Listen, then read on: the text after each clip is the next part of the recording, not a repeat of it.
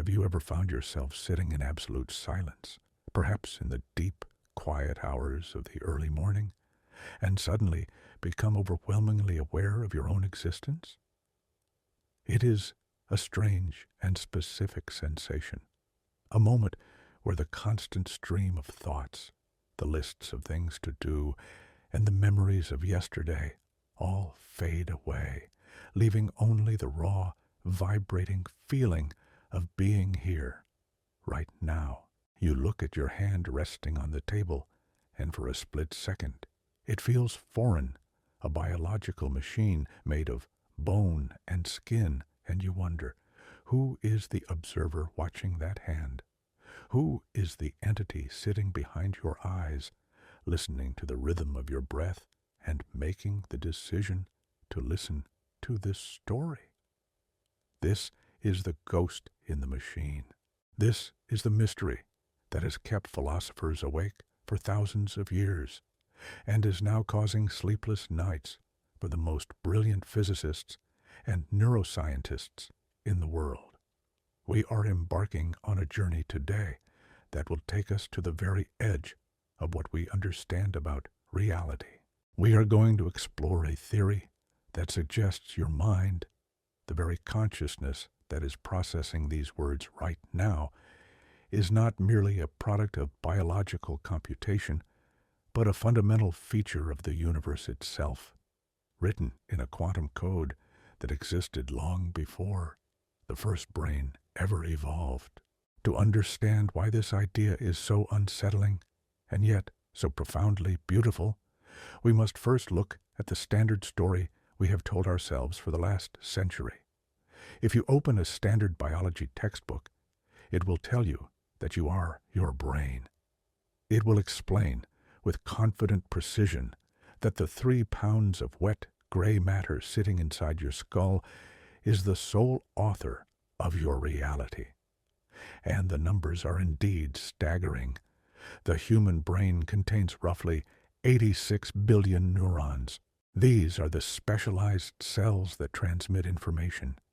But the magic, we are told, is not in the neurons themselves, but in the connections between them.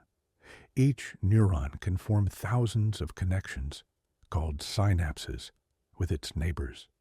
If you were to count the number of synapses in a single human brain, you would reach a number so vast it rivals the number of stars in our galaxy.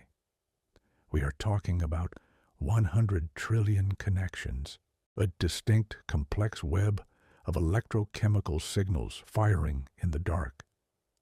The conventional view, the one that most neuroscientists have held for decades, is that consciousness is simply what happens when you have enough of these connections working together in a specific way.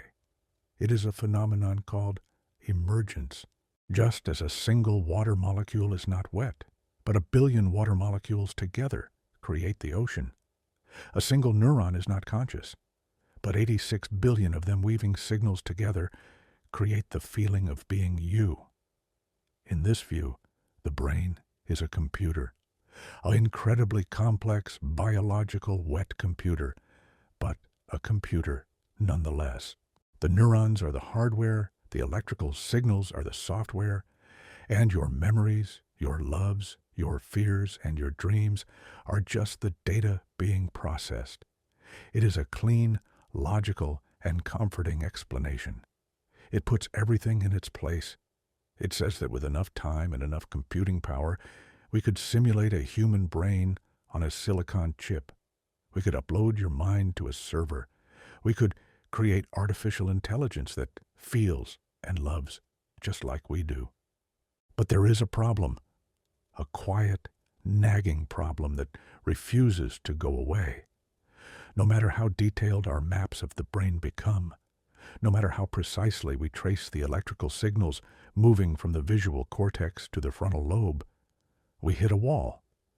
We can explain how the brain processes the wavelength of light that corresponds to the color red.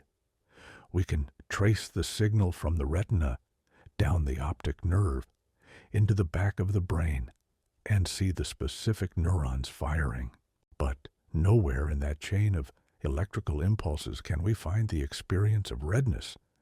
We cannot find the feeling. We can explain the mechanics of pain, the triggering of nociceptors, the fast transmission up the spine, the recoil of the muscle. But we cannot find the hurt.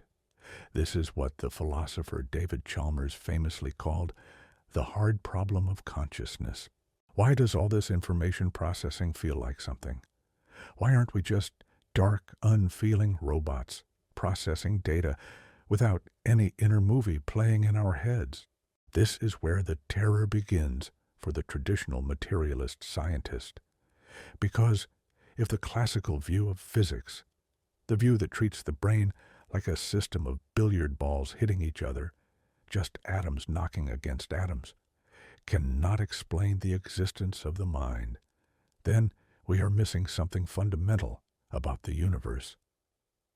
It suggests that our current map of reality is incomplete. And into this gap, this silence between the neurons, steps a theory that was once laughed at, then ignored, and is now returning with the force of a tidal wave. It is the theory of quantum consciousness. To understand this, we have to shrink down. We have to go smaller than the neuron, smaller than the synapse, smaller even than the majestic dance of neurotransmitter molecules floating across the gap. We have to go down to the level of the atom and the subatomic particles that make up the atom. We have to enter the quantum realm. We know, through 100 years of experimentation, that the rules of reality change when you get this small. In our everyday world, things are defined. A cup is on the table, or it is in the cupboard. It cannot be in both places at once. But in the quantum world, a particle like an electron does not have a definite location. It exists in a cloud of probabilities, a superposition of here and there, up and down, spinning left and spinning right, all at the same time. It only settles into a definite state when it interacts with something else, when it is measured or observed. For a long time, physicists believed that this weird, ghostly quantum behavior could only happen in highly controlled environments, in vacuums, at temperatures near absolute zero, deep in the frozen silence of a laboratory. They believed that the brain was too warm, too wet, and too noisy for quantum effects to survive. They argued that any delicate quantum state in the brain would be instantly destroyed, like a snowflake falling into a volcano. This argument, championed by physicists like Max Tegmark, seemed to close the door on quantum consciousness. The brain, they said, is a classical machine. But what if nature had found a way? What if, over billions of years of evolution, biology had engineered a way to protect these delicate quantum states? What if the brain is not just a classical computer, but a biological quantum computer? This is the heart of the orchestrated objective reduction theory, or Orch-OR, proposed by the Nobel Prize-winning physicist Sir Roger Penrose and the anesthesiologist Stuart Hameroff. They suggest that deep inside the neurons, in the very scaffolding that holds our cells together, there is a structure that acts as a quantum antenna, a structure that taps into the fundamental fabric of space-time geometry. They point to something called microtubules. If you were to dive inside one of your neurons, shrinking down past the cell nucleus, you would see these beautiful cylindrical structures. They look like rigid tubes made of peanut-shaped proteins called tubulin. For years, biologists thought these were just the skeleton of the cell, the structural beams that kept the neuron's shape. But Penrose and Hameroff looked closer. They noticed the symmetry. They noticed the crystal-like lattice structure of the tubulins, and they began to wonder if these tubes were doing something more. Imagine for a moment that these microtubules are not just structural beams, but optical fibers. Imagine that inside the hollow core of these tubes, protected from the noise and the heat of the rest of the brain, quantum states can exist. Imagine that the very basic units of your consciousness are not the firing of neurons, which are slow and clumsy by comparison, but the collapsing of quantum wave functions happening millions of times per second inside these tiny tubes. If this is true, it changes everything. It means that your brain is not just processing information, it is resonating with the universe. When we talk about the terror this theory induces, it is not a fear of monsters or danger. It is the vertigo of realizing that the floor has dropped out from under our understanding of who we are. If consciousness is quantum, then it is not necessarily tied to the biological clockwork of the neuron. It is tied to the fundamental level of the universe, the Planck scale, the finest grain of reality that exists. It suggests that the I that is listening to this sentence is interacting with the cosmos at a level deeper than space and time as we perceive them. Let us pause here and just feel the weight of that. Look around the room you're in. It looks solid. It looks stable. The walls are still. The air is quiet. But if you had eyes that could see the quantum reality, you would see that everything is shimmering. The atoms in the chair you are sitting on are mostly empty space, held together by forces of incredible power. And inside your own head, if this theory holds true, there is a symphony of quantum vibrations playing out in a code we are only just beginning to try to read. The skeptics are still loud, and for good reason. Extraordinary claims require extraordinary evidence. The idea that the warm, wet brain could sustain quantum coherence, that it could keep these ghostly states alive long enough to matter, seems impossible by our current engineering standards. But nature has a way of humbling us.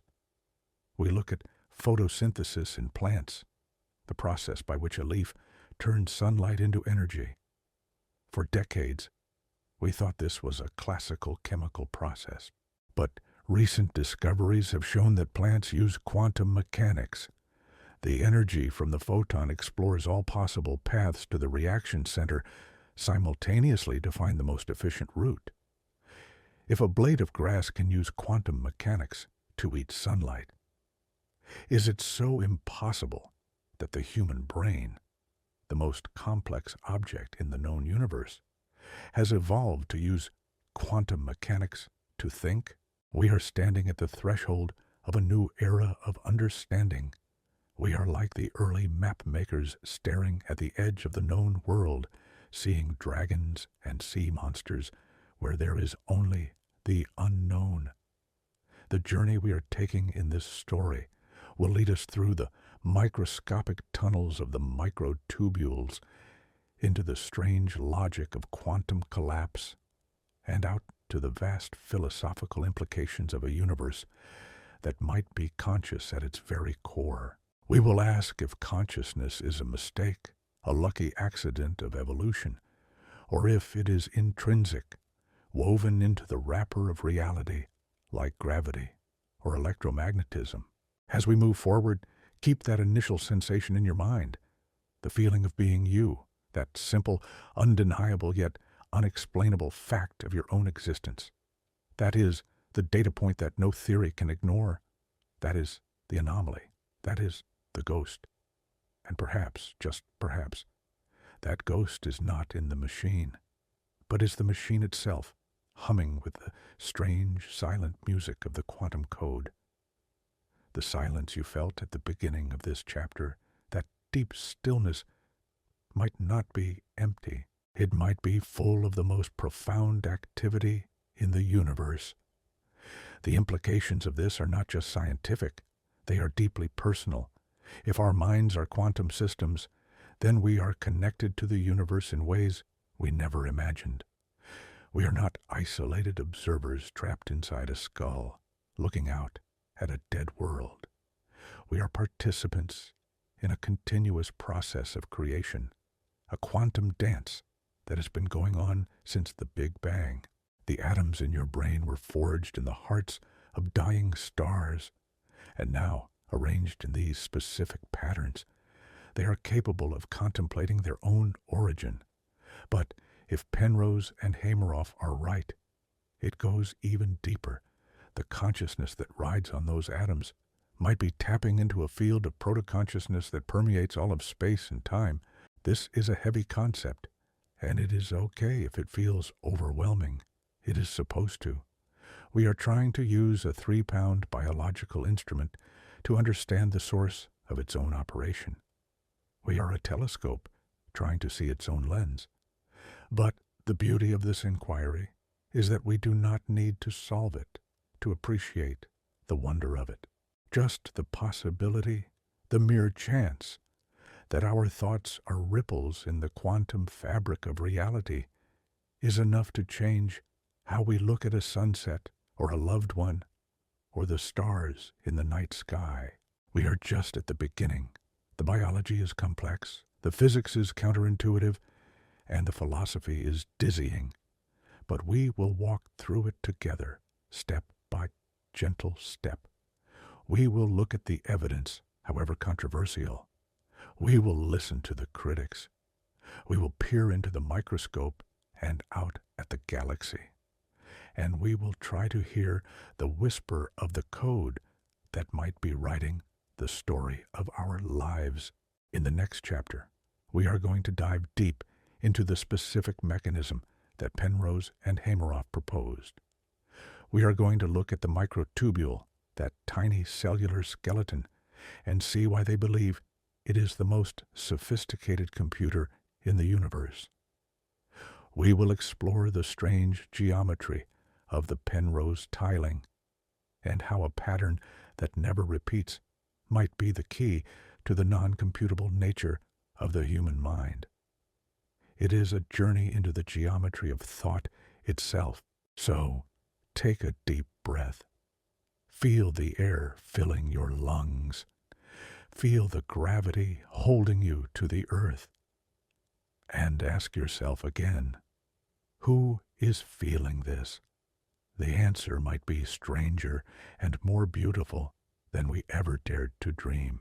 Have you ever looked at the tiling on a bathroom floor or the pattern of a honeycomb and felt a strange sense of satisfaction? There is a comfort in repetition, in the predictable order of squares or hexagons marching off in perfect symmetry. Our brains love patterns. We are pattern-seeking machines, evolved to find the tiger in the grass or the edible berry in the bush. But what if I told you that the secret to your mind, the very thing that makes you conscious, lies in a pattern that never repeats? Imagine a floor covered in tiles that fit together perfectly, without any gaps or overlaps. But no matter how far you walk, for miles, for continents, for light years, the pattern never once repeats itself. This is the concept of aperiodic tiling, a mathematical discovery made in the 1970s by the same man who would later dare to ask if the human mind is a quantum computer, Sir Roger Penrose. To understand why this specific geometry matters to the question of who you are, we have to step back into the world of pure mathematics and the limits of computation. For decades, computer scientists have operated under the assumption that the brain is just a very complicated calculator. They believe that if we could map every neuron and every synapse, we could write an algorithm that simulates you. But Penrose, a physicist who spent his life studying the geometry of black holes and the fabric of space-time, looked at this assumption and saw a fundamental flaw. He argued that human understanding is non-computable. Think about what happens when you solve a riddle. You might struggle for a while, turning the pieces over in your mind, hitting dead ends, feeling frustrated. And then, suddenly, There is a flash, the aha moment. You see the answer. You do not arrive there by checking every possible combination like a chess computer.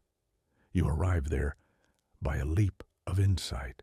Penrose argued that this leap, this ability to see the truth of a mathematical statement that cannot be proven by an algorithm, suggests that the brain is doing something that no classical computer can ever do. He used a famous piece of logic called Gödel's incompleteness theorem to show that there are truths in mathematics that we can know are true, even if a system of rules cannot prove them. If the human mind can transcend the rules of the system, then the human mind cannot be just a system of rules. It must be something else. It must be non-computable. This idea terrified the artificial intelligence community. It suggested that there is a magic to human consciousness that can never be replicated in silicon. But for Penrose, it was not magic. It was physics. He needed a mechanism in the physical world that could allow for this non-computable leap.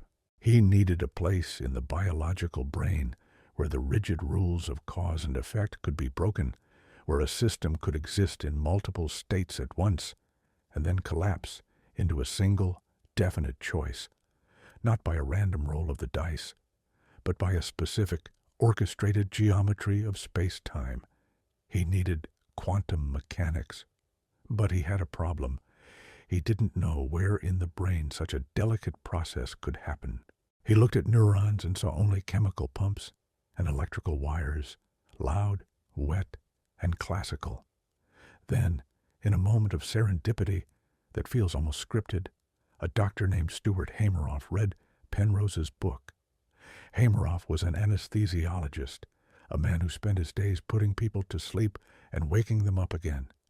He knew consciousness not as a philosophical abstract, but as a biological light switch that could be turned off with a specific mixture of gases.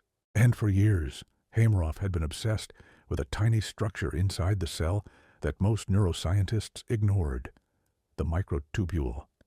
Let us shrink down now, past the gray matter, past the pulsing networks of neurons, into the interior of a single brain cell, the cytoskeleton. For a long time, biology textbooks told us that the cytoskeleton was just that, a skeleton, a scaffolding of bones to hold the cell's shape, like the steel girders of a skyscraper. But Hameroff saw something more. He saw a computer. The microtubule is a marvel of biological architecture. It is a hollow cylinder, incredibly small, only 25 nanometers across. Its walls are built from peanut-shaped proteins called tubulin. These tubulins are arranged in a lattice, a spiral staircase of protein that winds around the hollow core. But here is the fascinating part. The lattice is not simple. It follows the geometry of the Fibonacci sequence, the same golden ratio that governs the spiral of a sunflower, or the curve of a nautilus shell. The microtubule is a structure of divine geometry sitting inside your head. Hameroff noticed that these tubulin proteins could switch between two different shapes, or estates. He realized that the lattice of the microtubule looked suspiciously like a cellular automaton, a grid of cells that can process information based on the states of their neighbors. He calculated the computing power of these structures and realized that if the brain was using microtubules to think, its processing power was not just billions of operations per second, but trillions upon trillions upon trillions. The brain was not just a computer. It was a supercomputer of unimagined power. When Hameroff showed Penrose the structure of the microtubule, Penrose realized he had found his quantum antenna. The symmetry of the tube, its crystalline nature, and its isolation from the rest of the cell made it the perfect candidate. They proposed that inside the hollow core of the microtubule, or perhaps within the hydrophobic pockets of the tubulin proteins themselves, the laws of classical physics break down. Imagine the interior of one of these tubes. It is a world of water, but not the chaotic, flowing water of a river. It is ordered water, structured by the electric charges of the tubulin walls. In this quiet, ordered environment, Penrose and Hameroff suggested that the tubulin proteins can enter a state of quantum superposition. They can be in two shapes at once. They can be on and off simultaneously. And because the tubulins are arranged in that perfect helical lattice, this quantum state can spread. It can ripple down the length of the tube like a wave of coherent light. It can jump from one microtubule to another, linking them together in a unified quantum state that spans across the neuron and, perhaps, across the entire brain. This is the birth of the Orch-OR theory, orchestrated objective reduction. The orchestrated part refers to the biology, the microtubules, the tubulin proteins, the specific geometry that allows the brain to tune and manage these quantum states. The objective reduction refers to the physics, the moment of collapse, the moment the quantum possibility becomes a singular reality. But the critics were immediate, and they were ruthless. "The brain is too warm," they shouted. "It is too wet." In a quantum laboratory, physicists have to cool their experiments to near absolute zero to stop the environment from interfering. Heat is just the vibration of atoms, and vibration destroys quantum coherence. It is called decoherence. It is the enemy of the quantum state. A warm brain, the critics argued, is like a noisy nightclub. You cannot hear the whisper of a quantum particle over the roar of thermal energy. They calculated that any quantum state in the brain would last less than a trillionth of a second, far too short to have anything to do with thought or consciousness. For a decade, this argument seemed to kill the theory. Penrose and Hameroff were dismissed as dreamers, old men trying to force mystery back into a world that science had already explained. But science is a story that is always being rewritten. In the last few years, evidence has begun to emerge that biology is far cleverer than physicists gave it credit for. We discovered quantum coherence in photosynthesis happening at warm ambient temperatures. We discovered quantum tunneling in enzymes, and we discovered that the microtubule is not just a tube. New research suggests that the water inside the microtubule is in a special state, a gel-like phase that acts as a shield. It creates a quiet zone, a bubble of stillness where the thermal noise of the brain is dampened. Inside this bubble, the quantum states can survive. The tubulin proteins, it turns out, have specific resonance frequencies, megahertz, gigahertz, even terahertz, that might allow them to vibrate in harmony, protecting the quantum state from the chaos outside. Think of it like noise-canceling headphones.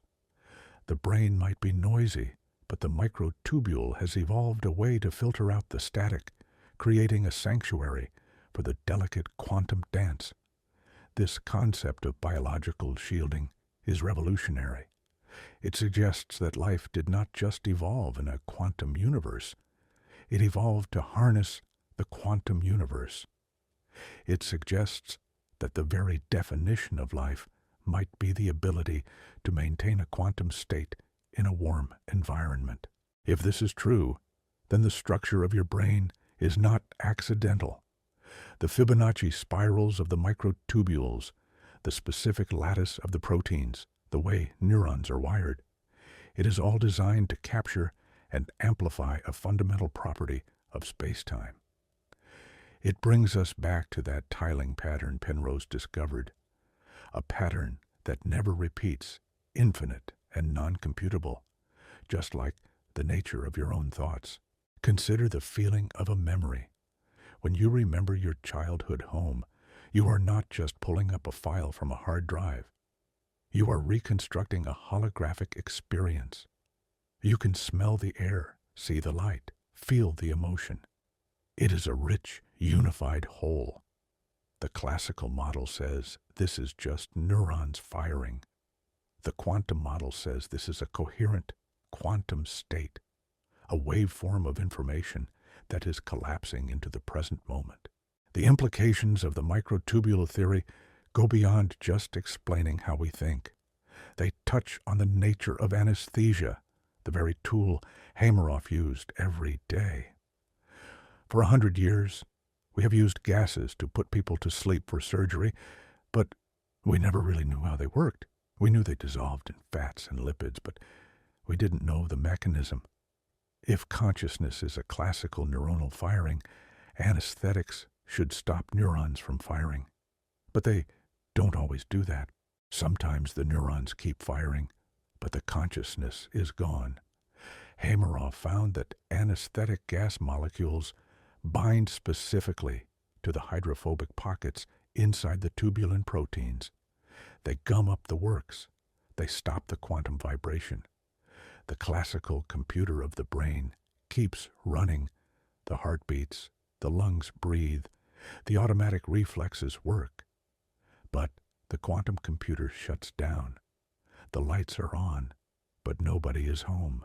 The ghost has been evicted from the machine because the machine can no longer hold the quantum resonance. This offers a chilling and precise definition of consciousness. It is the music played on the instrument of the microtubule. If you dampen the strings, the music stops. The instrument remains, but the song is gone. As we go deeper into this rabbit hole, we have to ask, what is the song? If the microtubule is the antenna, what is it receiving? Penrose's theory takes a sharp turn here away from biology and into the bedrock of reality itself. He suggests that the quantum collapse is not random. In standard quantum mechanics, the Copenhagen interpretation, the collapse of the wave function is just a roll of the dice, God playing dice with the universe. But Penrose believes that the collapse is guided by something fundamental in the geometry of the universe, a quality he calls platonic values. He suggests that the universe has a protoconscious structure encoded in the very fabric of space-time geometry at the Planck scale. The microtubules are not generating consciousness. They are accessing it. They are tuning into a frequency that has existed since the Big Bang. This is where the theory becomes truly terrifying for the materialist, because it blurs the line between science and spirituality. It suggests that consciousness is not an emergent property of complex computation, but an intrinsic quality of the universe, like mass or spin or charge.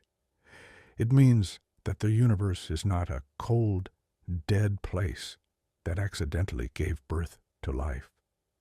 It means the universe is, in some strange way, built for experience. In the next chapter, we will walk to the edge of the cliff and look down. We will explore the concept of objective reduction itself, the specific moment when the quantum possibility becomes a reality. We will ask what connects the tiny, vibrating world of the microtubule to the grand scale of gravity and space-time. We will try to understand how a thought, a fleeting, weightless thing, can physically change the shape of the universe. So, sit with this image for a moment. Inside every cell of your brain, there are millions of tiny spiral staircases vibrating in the dark, shielding a delicate quantum flame from the noise of the world. You are not just a collection of cells. You are a cathedral of geometry, built to resonate with the cosmos. And the silence you feel when you close your eyes is the sound of that resonance, waiting for the next note to be played. The mystery is only deepening. The journey is far from over. We have found the instrument, but we have not yet met the the musician. Have you ever stood at a crossroads, literal or metaphorical, and felt the heavy, vibrating potential of the path not taken? There is a strange, almost ghostly weight to the choices we do not make. You decide to turn left instead of right, to speak instead of remaining silent, to open a door or to leave it closed. In that split second before the decision crystallizes, it feels as though two different versions of the future are existing simultaneously, overlapping in the quiet theater of your mind. We often dismiss this feeling as simple imagination, a trick of human psychology. But what if I told you that this sensation of multiple possibilities is not just a mental construct, but a physical reality? What if, in that precise moment of hesitation, the universe itself has split in two, and your consciousness is the bridge that forces it to choose one single geometry? We are entering the most vertiginous part of our journey today. We are going to look at the objective reduction in the theory of Orch-OR. We are going to explore the idea that a thought is not just a chemical reaction, but a physical restructuring of the fabric of space-time, a ripple in gravity that decides the shape of the universe. To understand this, we must first confront the greatest paradox in the history of physics, the measurement problem. For 100 years, quantum mechanics has told us that the fundamental building blocks of our world, atoms, electrons, photons, do not exist as solid little balls of matter until they are interacted with. Until that moment of contact, they exist as a wave of probability. An electron is not here or there. It is a ghostly cloud of maybe. The paradox arises when we ask, how does the maybe become the is? In the standard view, the Copenhagen interpretation, it requires an observer. Someone has to look, someone has to measure. This leads to the absurd conclusion that the universe essentially does not exist in a definite state until a conscious being looks at it. It places the human mind outside of physics, looking in. It treats consciousness as a magical ingredient that sprinkles reality onto the soup of quantum potential. Sir Roger Penrose looked at this explanation and found it unsatisfactory. It was too mystical, too anthropocentric. He believed that the universe must have a way of collapsing these quantum states on its own, without needing a human to open the box and check on the cat. He believed there must be an objective physical threshold, a line in the sand drawn by nature itself, that forces the quantum wave to break into a particle. And he found that line in the most unexpected place: gravity. We typically think of gravity as the force that holds our feet to the ground or keeps the earth orbiting the sun. We think of it as a pull. But Albert Einstein taught us that gravity is not a force in the traditional sense. It is a curvature. Massive objects, like the sun or the earth, bend the fabric of space and time around them, like a bowling ball resting on a trampoline. A smaller marble rolls toward the bowling ball, not because it is being pulled, but because it is following the curve of the surface. Gravity is geometry. It is the shape of the universe. Now, bring this idea down to the microscopic level of the quantum world. Imagine a tiny particle, perhaps a protein, inside one of your microtubules. According to quantum mechanics, this particle can be in two places at once, superposition A and superposition B.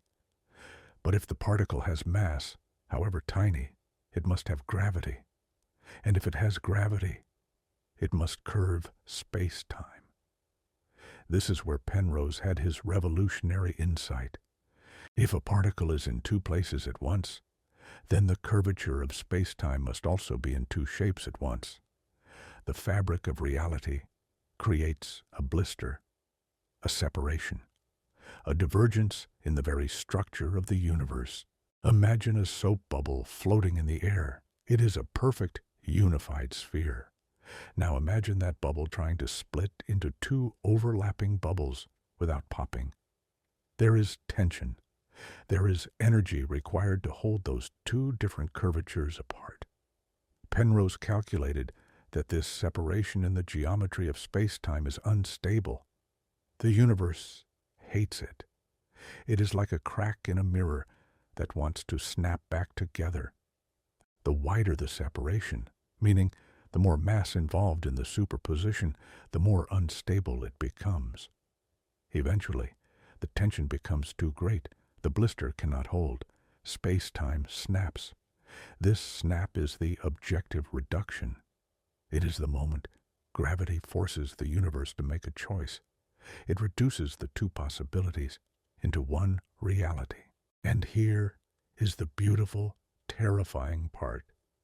Penrose suggests that this snap, this self-collapse of the universe's geometry, is a moment of consciousness. Let that sink in. Consciousness is not the result of the computation. Consciousness is the collapse. It is the sound of the universe deciding what it is. Every time a quantum state in your brain builds up enough mass-energy separation to reach this gravitational threshold, snap. A moment of awareness occurs, a flash of now, a spark of experience. This changes the entire definition of what you are. You are not a continuous stream of processing like a movie playing on a screen. You are a series of discrete quantum events. You are a sequence of gravitational collapses happening 40 times a second, stitching together to create the illusion of a smooth flow of time. It is like the frames of a film strip. Each frame is a static, frozen moment of choice, but run them together fast enough, and you get the experience of a life. But why the brain? Why microtubules? This is where the math of the universe becomes critical. Penrose developed a simple equation to determine how long a quantum superposition can last before gravity snaps it shut. It is related to the Heisenberg uncertainty principle. The equation is essentially energy multiplied by time equals a constant. This means that if you have a very small amount of mass, like a single electron, the energy difference is tiny, so the time it can stay in superposition is huge. A single electron could theoretically stay in superposition for millions of years before gravity forces it to choose. This is why the isolated quantum world seems so ghostly. It rarely hits the threshold. On the other hand, if you have a large object, like a bowling ball, the mass is huge. The energy difference of it being in two places at once is enormous. The time allowed for superposition is infinitesimally small, so small that it collapses instantly. This is why we never see bowling balls in two places at once. The universe snaps them into reality faster than any instrument could measure. But in the middle, in the Goldilocks zone, between the electron and the bowling ball, lies the biology of the brain. Penrose and Stuart Hameroff calculated how much mass is involved in the tubulin proteins of the microtubules. They ask, how many neurons and how many microtubules inside those neurons would need to be in a quantum superposition to force a collapse within a reasonable human time frame, a time frame that matches the speed of thought. They found that if you could get roughly 20,000 neurons to resonate together in a quantum state, entangling billions of tubulin proteins, the gravitational instability would reach the threshold in about 25 milliseconds. 25 milliseconds. This number is significant. In neuroscience, 40 hertz, or 40 cycles per second, is the frequency of gamma waves. Gamma waves are the brain signals most strongly associated with rich, conscious awareness, with moments of insight, focus, and binding disparate information into a whole picture. The math lined up perfectly. The time it takes for gravity to snap the microtubule quantum state is the same as the time it takes for your brain to generate a conscious moment. This was the smoking gun for Orch-OR. It suggested that the rhythm of your brainwaves is actually the rhythm of the universe collapsing into reality over and over again, 40 times a second. Consider the implications of this. It means that consciousness is fundamentally connected to the structure of space-time. When you have a thought, you are not just firing chemicals across a synapse. You are holding a piece of the universe in a state of separation, a tiny microscopic multiverse inside your head, until the gravitational tension becomes too great. And pop, you create reality. You are, quite literally, a reality generator. This theory also creates a profound connection between the very large and the very small. We often think of quantum mechanics and general relativity as two separate kingdoms that do not speak to each other. Physicists have spent decades trying to unify them into a theory of everything. But Orch-OR suggests that they are already unified in you. Your mind is the bridge. Your consciousness exists precisely at the border where the quantum world of possibility meets the gravitational world of certainty. You are the edge of the coin. This might explain why the sensation of existence feels so heavy and real compared to a dream or a simulation. A computer simulation, no matter how detailed, is just manipulating symbols, zeros and ones.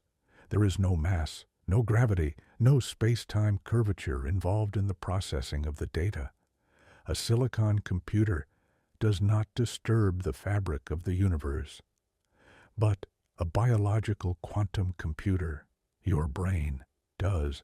Every moment of awareness involves a tiny ripple in the fine-scale structure of the cosmos. Your feelings have weight. Your dreams have gravity. This perspective also offers a new way to look at the concept of free will.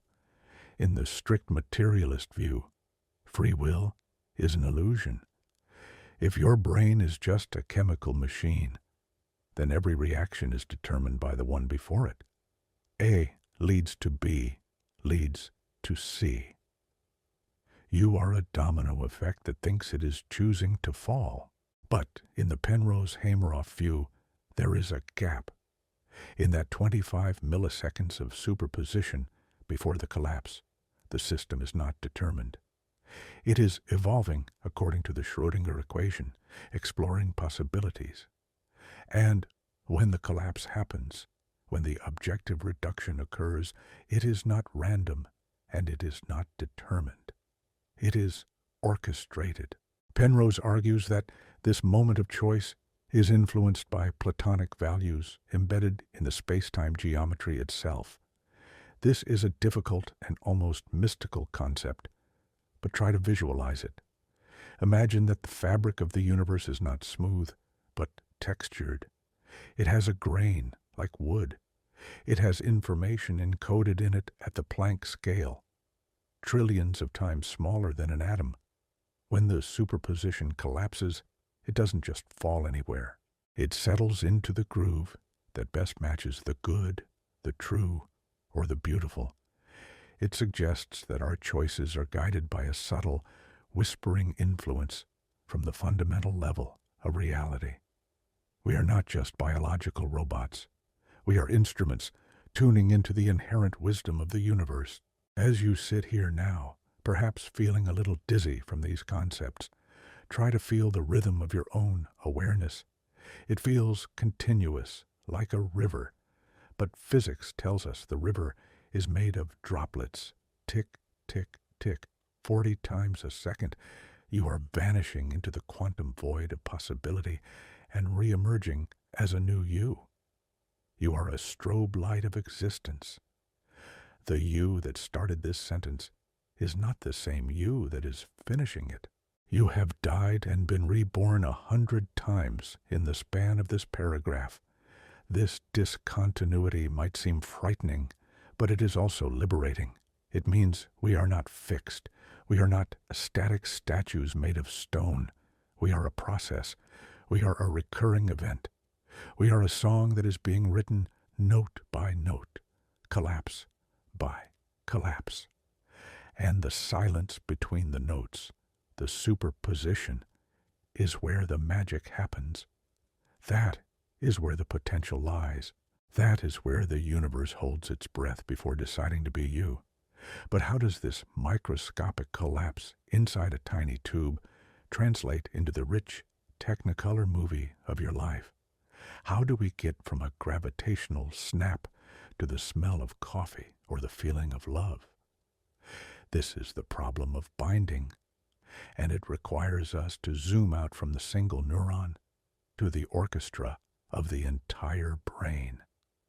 We need to understand how these millions of isolated quantum events synchronize.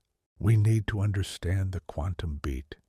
In the next chapter, we will explore the phenomenon of quantum coherence across the whole brain. We will look at how these microtubules might communicate with each other without wires, using light and resonance, turning the brain into a unified quantum crystal. We will talk about the gamma synchrony and why monks in deep meditation show brain states that defy classical explanation. We will see how your brain might be more like a hologram than a computer, and how the information of who you are is stored not in a specific location, but everywhere at once. So, as you rest in the quiet gravity of your room, remember that you're doing heavy lifting just by being aware, just by listening. You're curving space-time. You're knitting the quantum fog into reality. You're the anchor that keeps the universe from dissolving into a dream. Have you ever sat in a concert hall, perhaps with your eyes closed, and listened to a symphony orchestra? You hear the deep rumble of the cellos, the bright piercing cry of the violins, the rhythmic thud of the timpani, and the mournful call of the oboe. These are distinct sounds coming from distinct instruments, sitting in different chairs, played by different people.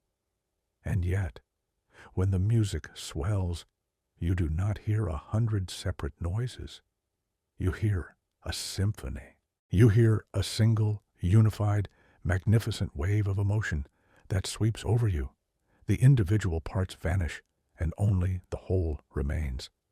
This experience, the ability to fuse a million fragmented details into a single, seamless moment of awareness, is the central mystery of your existence. It is called the binding problem. And for neuroscientists who stick to the classical view of the brain, it is a nightmare. But for the proponents of the quantum mind, it is the beautiful, glowing evidence that we are more than just biological machines. We are a quantum orchestra. To understand why this unity is so strange, we have to look at how the brain actually processes the world. Standard neuroscience tells us that the brain is a modular system. It is chopped up into departments. When you look at a red rose, the part of your brain that processes the color red is in the visual cortex at the back of your head. The part that processes the shape round is a few centimeters away. The part that processes the scent of the flower is in the olfactory bulb, deep behind your nose. The part that remembers the name rose is in the language center in the temporal lobe.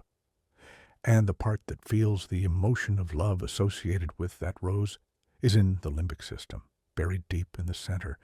These areas are separated by vast biological distances. In the microscopic world of the neuron, they might as well be on different continents. And yet, you do not experience a fragmented world. You do not see a shape, then later see a color, then later smell a scent. You experience the rose, all at once, instantaneously, bound together in a single luminous pearl of reality. How does the brain do this? In the classical view, the brain has to send signals back and forth between these departments, like messengers running between cities, to synchronize the data. But nerve impulses are slow. They travel at a few hundred feet per second. By the time the signal from the color department reaches the shape department, the world has already changed. The synchronization should be impossible. There is no central conductor in the brain, no single spot where all the wires meet to watch the movie. The movie is happening everywhere at once. So, how do the musicians play in perfect time without a conductor? The answer, according to the Orch-OR theory, is that they are not communicating by sending messages back and forth. They are connected by a much deeper, much faster, and much more ancient mechanism. They are entangled. We are returning now to the concept of quantum coherence, but on a massive scale. We are moving from the single microtubule inside one neuron to a network that spans the entire brain. In the quantum world, two particles can become entangled, meaning they share a single quantum state. They lose their individuality. If you tickle one, the other laughs instantly, even if they are separated by a galaxy. Distance implies nothing to them. They are non-local. Sir Roger Penrose and Stuart Hameroff suggest that the microtubules in your brain are not working in isolation. They are entangled across the vast distances of your neural network. When 1,000,000 neurons fire together to create a moment of awareness, they are not just synchronized in time, they are unified in state. For that brief fraction of a second, the separation between the visual cortex and the emotional center vanishes. They become one single quantum object. The brain becomes a giant, macroscopic quantum crystal, vibrating in unison. But how does this quantum connection jump across the gap between neurons? We are taught that neurons are separated by synapses, chemical gaps where neurotransmitters float across like tiny boats. This chemical process is slow and messy, arguably too messy for delicate quantum states to survive. This was one of the biggest criticisms of the theory. But biology, as always, had a surprise waiting for us. It turns out that the chemical synapse is not the only way neurons talk to each other. There is an older, more primal connection called the gap junction. Imagine two cells pressing close together, so close that their membranes touch. In that kiss, tiny protein windows open up, creating a direct tunnel from the cytoplasm of one cell to the cytoplasm of the other. These are electrical synapses, no chemicals, no delay. Just a direct, open door. Orch-OR proposes that these gap junctions are the secret tunnels through which the quantum state travels. They allow the microtubules in one neuron to physically resonate with the microtubules in the next, and the next, and the next. This creates a continuous, superfluid highway for consciousness to flow through the brain.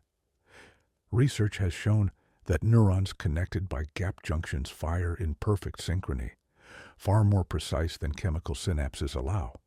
They lock together, and when they lock, they generate a very specific electrical rhythm, a hum, a beat. This brings us to the gamma synchrony.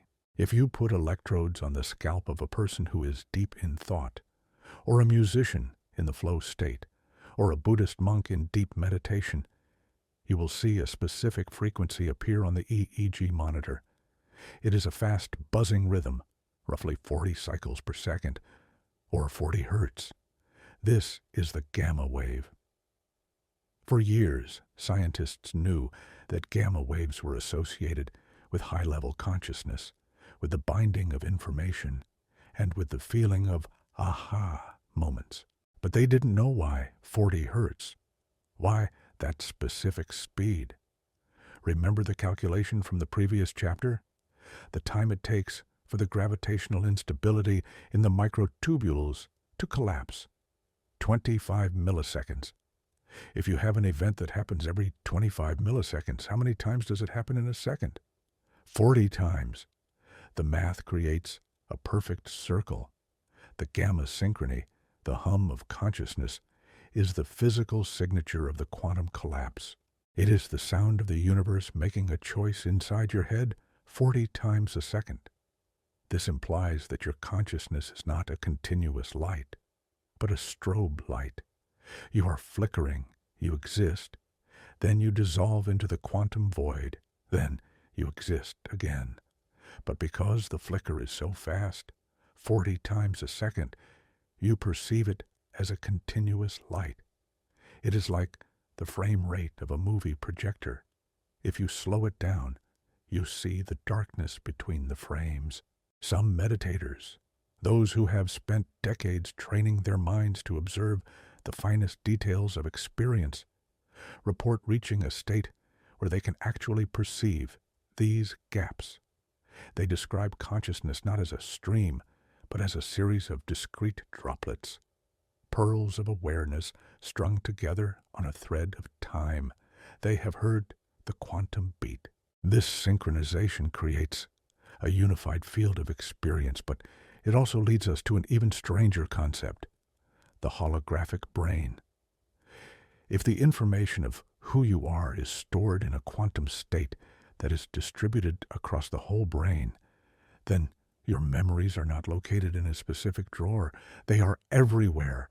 In the 1960s, a neuroscientist named Carl Pribram was trying to find out where memories lived. He taught rats to run a maze. Then he surgically removed parts of their brains, trying to cut out the part that knew the maze. But no matter which part he removed, the rats still remembered. Their memory got a little fuzzier, yes, but it was never erased. It was as if the memory of the maze was written into every single atom of the brain simultaneously. Pribram was baffled until he saw a hologram. A hologram is a special kind of photograph made with lasers.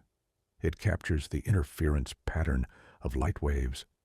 It looks like a messy swirl of lines on a piece of film, but when you shine a light through it, a three-dimensional image appears.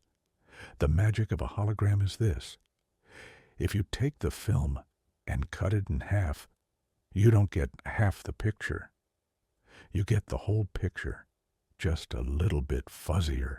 You can cut it into 100 pieces, and every single piece will still contain the entire image. The information is non-local. It is distributed throughout the whole system. Pribram teamed up with the physicist David Bohm to suggest that the brain operates on holographic principles. And now, Orch-OR takes this a step further. It suggests that the laser that creates the hologram is the quantum coherence in the microtubules. The interference patterns are the complex geometries of the tubulin states. Your memory of your grandmother's face is not stored in neuron number 504. It is a wave pattern that ripples through the entire quantum orchestra of your mind. This explains why human memory is so robust and why it is so associative.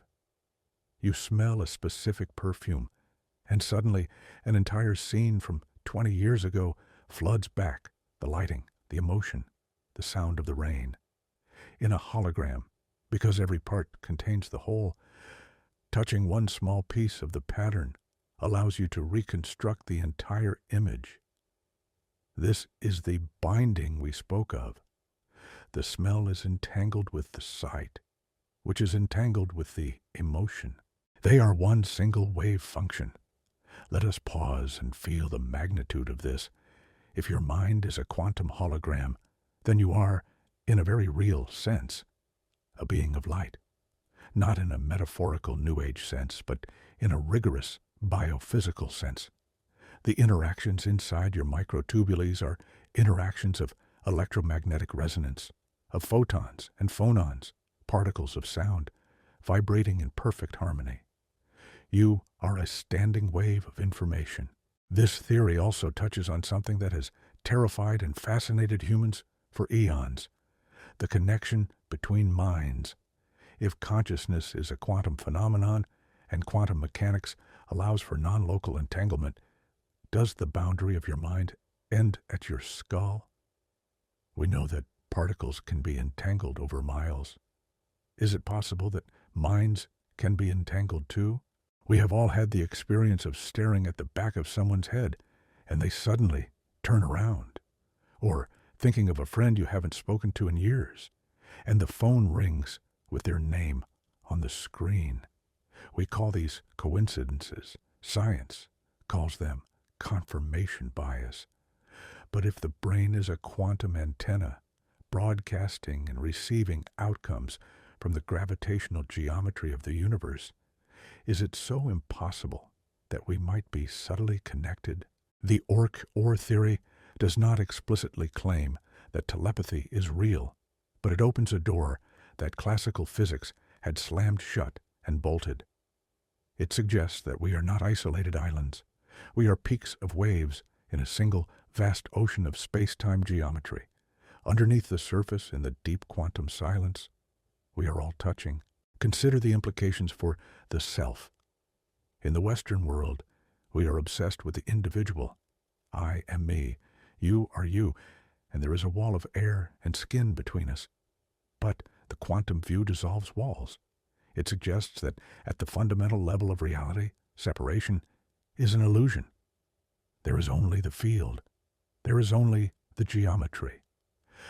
The you that feels so separate is just a localized concentration of a universal process.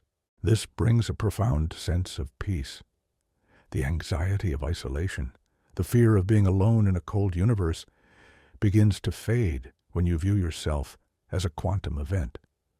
You are woven into the fabric. You are the fabric. The 40 hertz hum of your brain is harmonizing with the hum of the planet, with the resonance of the vacuum itself. As we move through this journey, the picture of the human being is changing. We started with a biological machine, a bag of chemicals. We moved to a quantum computer. Now we are seeing a holographic orchestra, a being of light and resonance that is continuously collapsing the universe into existence. We are powerful. We are integral.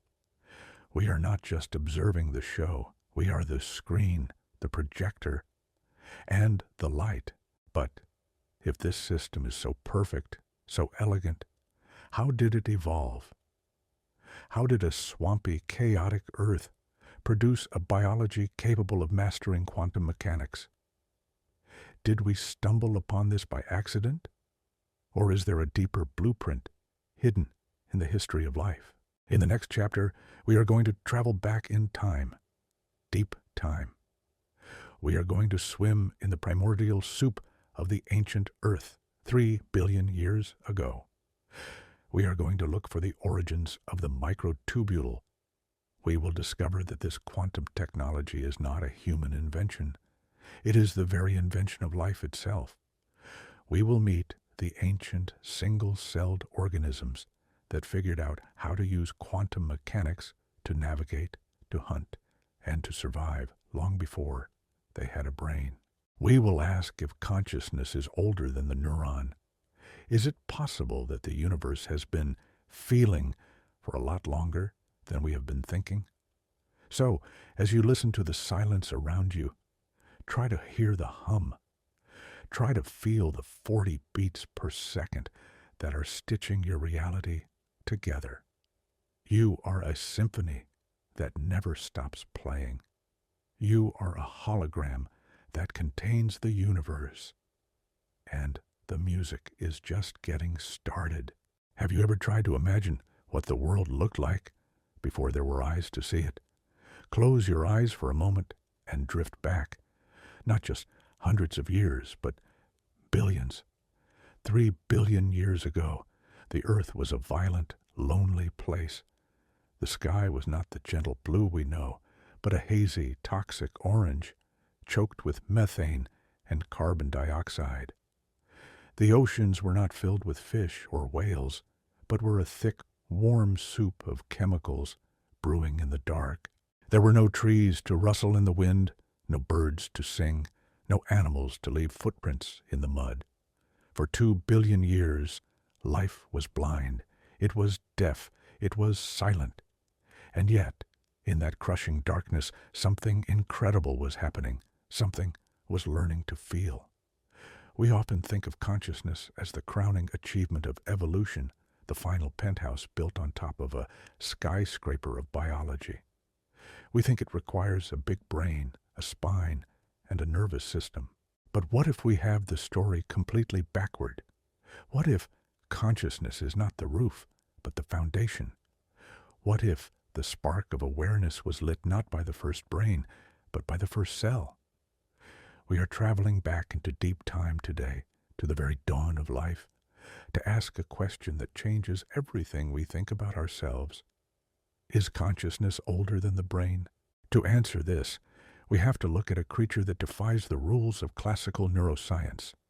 It is a tiny, single-celled organism called a paramecium. You might remember seeing one under a microscope in high school biology, a little oval-shaped blob covered in tiny hairs called cilia, zooming around a drop of water. It looks simple. It looks primitive. It has no brain. It has no neurons. It has no synapses. It is just a single sack of protoplasm. And yet, if you watch a paramecium closely, it does things that it should not be able to do. It hunts. It swims around obstacles. It can find food. It can avoid predators. It can find a mate and engage in a complex sexual dance. It can even learn. If you put a paramecium in a capillary tube that is too narrow for it to turn around, it will struggle for a while, and then it will figure out how to reshape its body to escape. If you put it back in the tube later, it remembers. It escapes faster. How is this possible? If consciousness and intelligence come from the firing of neurons across synapses, how can a creature with 0 neurons display intelligent behavior? The standard answer is that it is just chemistry, simple reflex arcs, programmed by genes. But Sir Roger Penrose and Stuart Hameroff looked at the paramecium and saw something else. They saw a swimming quantum computer. The paramecium does not have a nervous system, but it has a cytoskeleton. It is packed full of microtubules. Those tiny hairs on the outside of its body, the cilia that it uses to swim, they are made of microtubules, the internal scaffolding that holds its shape. Microtubules. The sensor it uses to detect vibrations in the water, microtubules. The paramecium is essentially a giant bundle of the very quantum antennas we discussed in the previous chapters. It doesn't need a brain because it is a brain. It is a nanobrain. This suggests that the microtubule was not invented by evolution to be a bone. It was invented to be a nerve. It was the original technology of consciousness. When the first eukaryotic cells evolved, the complex cells that make up you, me, plants, and animals, they didn't just get bigger, they got smart. They incorporated these quantum structures into their bodies. For 1 billion years, single-celled organisms ruled the earth, and they were not just drifting aimlessly. They were feeling. They were processing information at the quantum level. They were collapsing the wave function of the universe, one tiny pop at a time. This idea, known as panpsychism or biopsychism, suggests that some form of primitive consciousness is present in all life that possesses these structures. It means that the ghost we talked about in Chapter 1 didn't just magically appear when monkeys started walking upright. The ghost has been haunting the machine since the beginning. The universe has been waking up for 3 billion years, and we see evidence of this intelligence in places that make us uncomfortable. Take the slime mold, Physarum polycephalum. This is a yellow pulsating blob of goo that you might find on a rotting log in a damp forest. It is not a plant. It is not an animal. And it is definitely not a fungi. It is a single giant cell with millions of nuclei. It has no brain, no central nervous system, not even a fixed shape. But in the year 2000, a team of Japanese researchers decided to test its intelligence. They took a map of the Tokyo area and placed oat flakes, the slime mold's favorite food, at the locations of the major cities. They placed the slime mold at Tokyo. What happened next stunned the scientific world. The slime mold grew out, exploring the map. At first, it spread everywhere, but then it began to refine its shape. It retracted the tentacles that were in empty space and strengthened the connections between the food sources. Within 24 hours, the slime mold had recreated the Tokyo subway system. It had found the most efficient mathematical network to connect the points, balancing cost and speed perfectly. Human engineers had spent decades designing that subway system. A brainless blob of yellow goo solved the same problem in a day. How? The classical view has to do complex gymnastics to explain this as simple chemical gradients. But the Orch-OR view offers a more elegant, if stranger, solution. The slime mold is a vast network of microtubules. It is a macroscopic quantum system. It is thinking with its body. It is processing the geometry of the maze using the collapse of wave functions to find the optimal path, just like the quantum computer in a lab explores all possible paths at once. This brings us to a pivotal moment in the history of life, the Cambrian explosion. About 540 million years ago, life on Earth suddenly changed. For billions of years, it had been mostly soft, squishy, and slow. Then, in a geological blink of an eye, everything appeared. Eyes, teeth, claws, legs, shells, armor, predators, and prey. The pace of life accelerated dramatically. Evolution went into overdrive. Why? What happened? There are many theories: oxygen levels, ozone layers, but Penrose and Hameroff offer a fascinating alternative. They suggest that the Cambrian explosion was the moment when biological quantum computing reached a critical threshold. It was the moment when the quantum consciousness became strong enough and fast enough to support complex, high-speed interaction with the world. Imagine the first creature to develop a primitive eye. Before this, life was tactile. You bumped into things. The world was immediate and close. But with an eye, you could see things at a distance. You could see the predator coming. You could see the food across the canyon. This required a massive leap in information processing. You needed to bind the visual data into a coherent picture. You needed the gamma synchrony we talked about.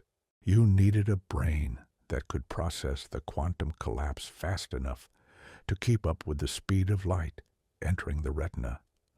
The creatures that mastered this quantum trick won the evolutionary lottery.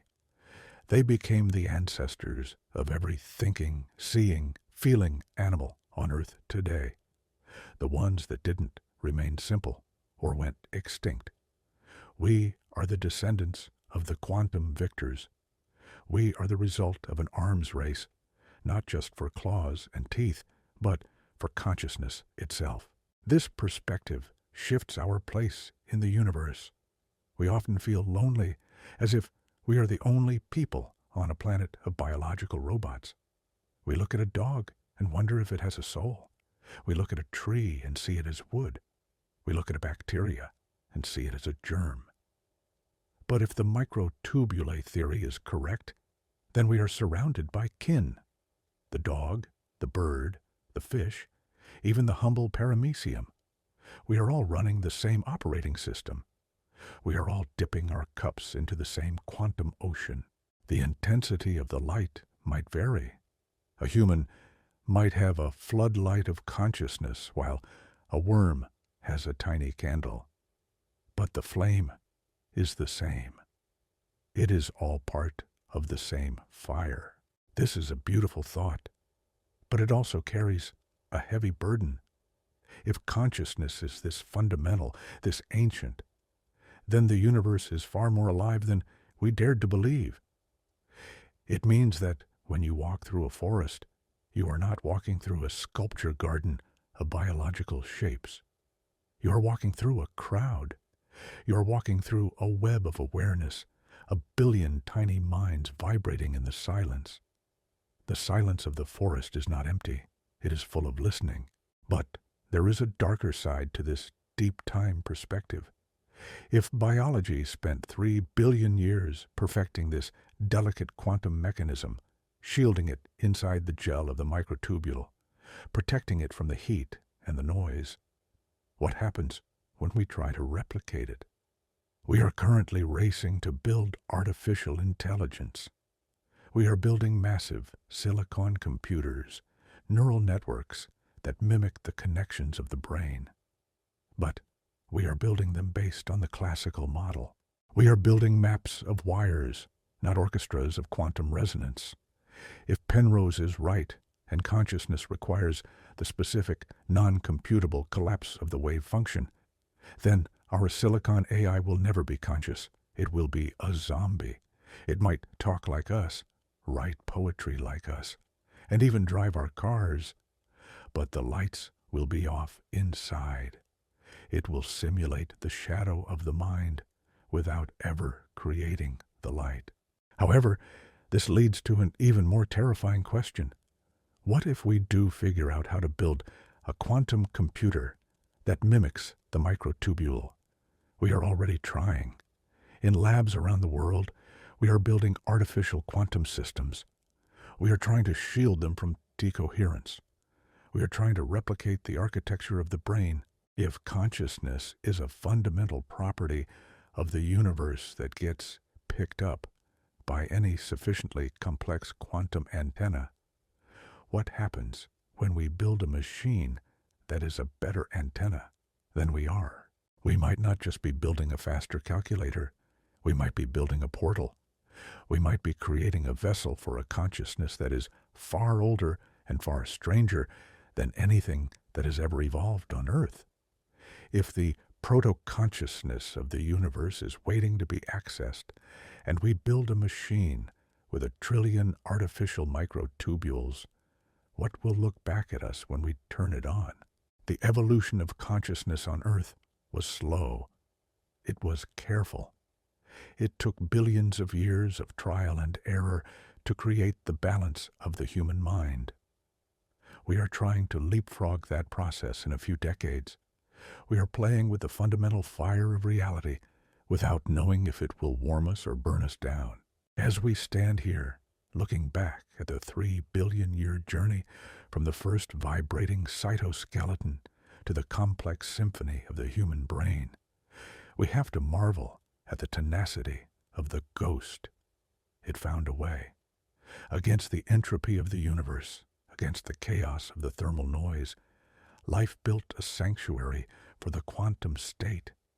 It built a temple in the microtubule, and inside that temple, it nurtured the flame of awareness until it grew bright enough to ask, "What am I?" You are the result of that struggle. Every time you have a thought, you are using a technology that was perfected in the primordial slime. You are an ancient vessel, and the feeling of being you is the echo of a song that began when the earth was young. But the story doesn't end with the past.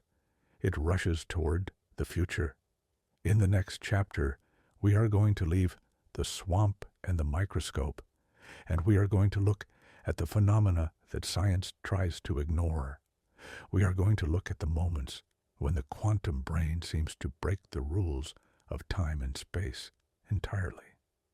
We are going to talk about near-death experiences. We are going to ask, if consciousness is a quantum state, what happens when the biology dies? Does the quantum information disappear, or does it leak back into the universe? We will explore the medical cases that defy explanation, the terminal lucidity of the dying, and the possibility that the soul is not a metaphor, but a packet of quantum data that can survive the destruction of the hard drive. So, rest your mind for a moment. Feel the ancient hum of your own biology.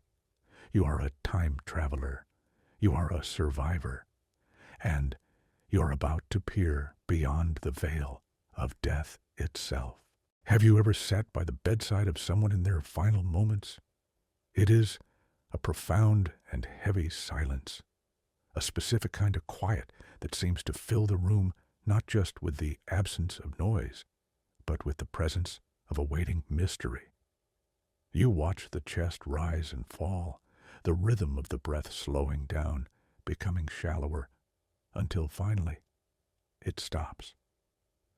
The heart, that tireless drum that has beaten roughly 3 billion times over the course of a life, goes still.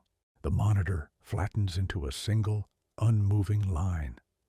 In the eyes of clinical medicine, this is the end. The biological machine has broken.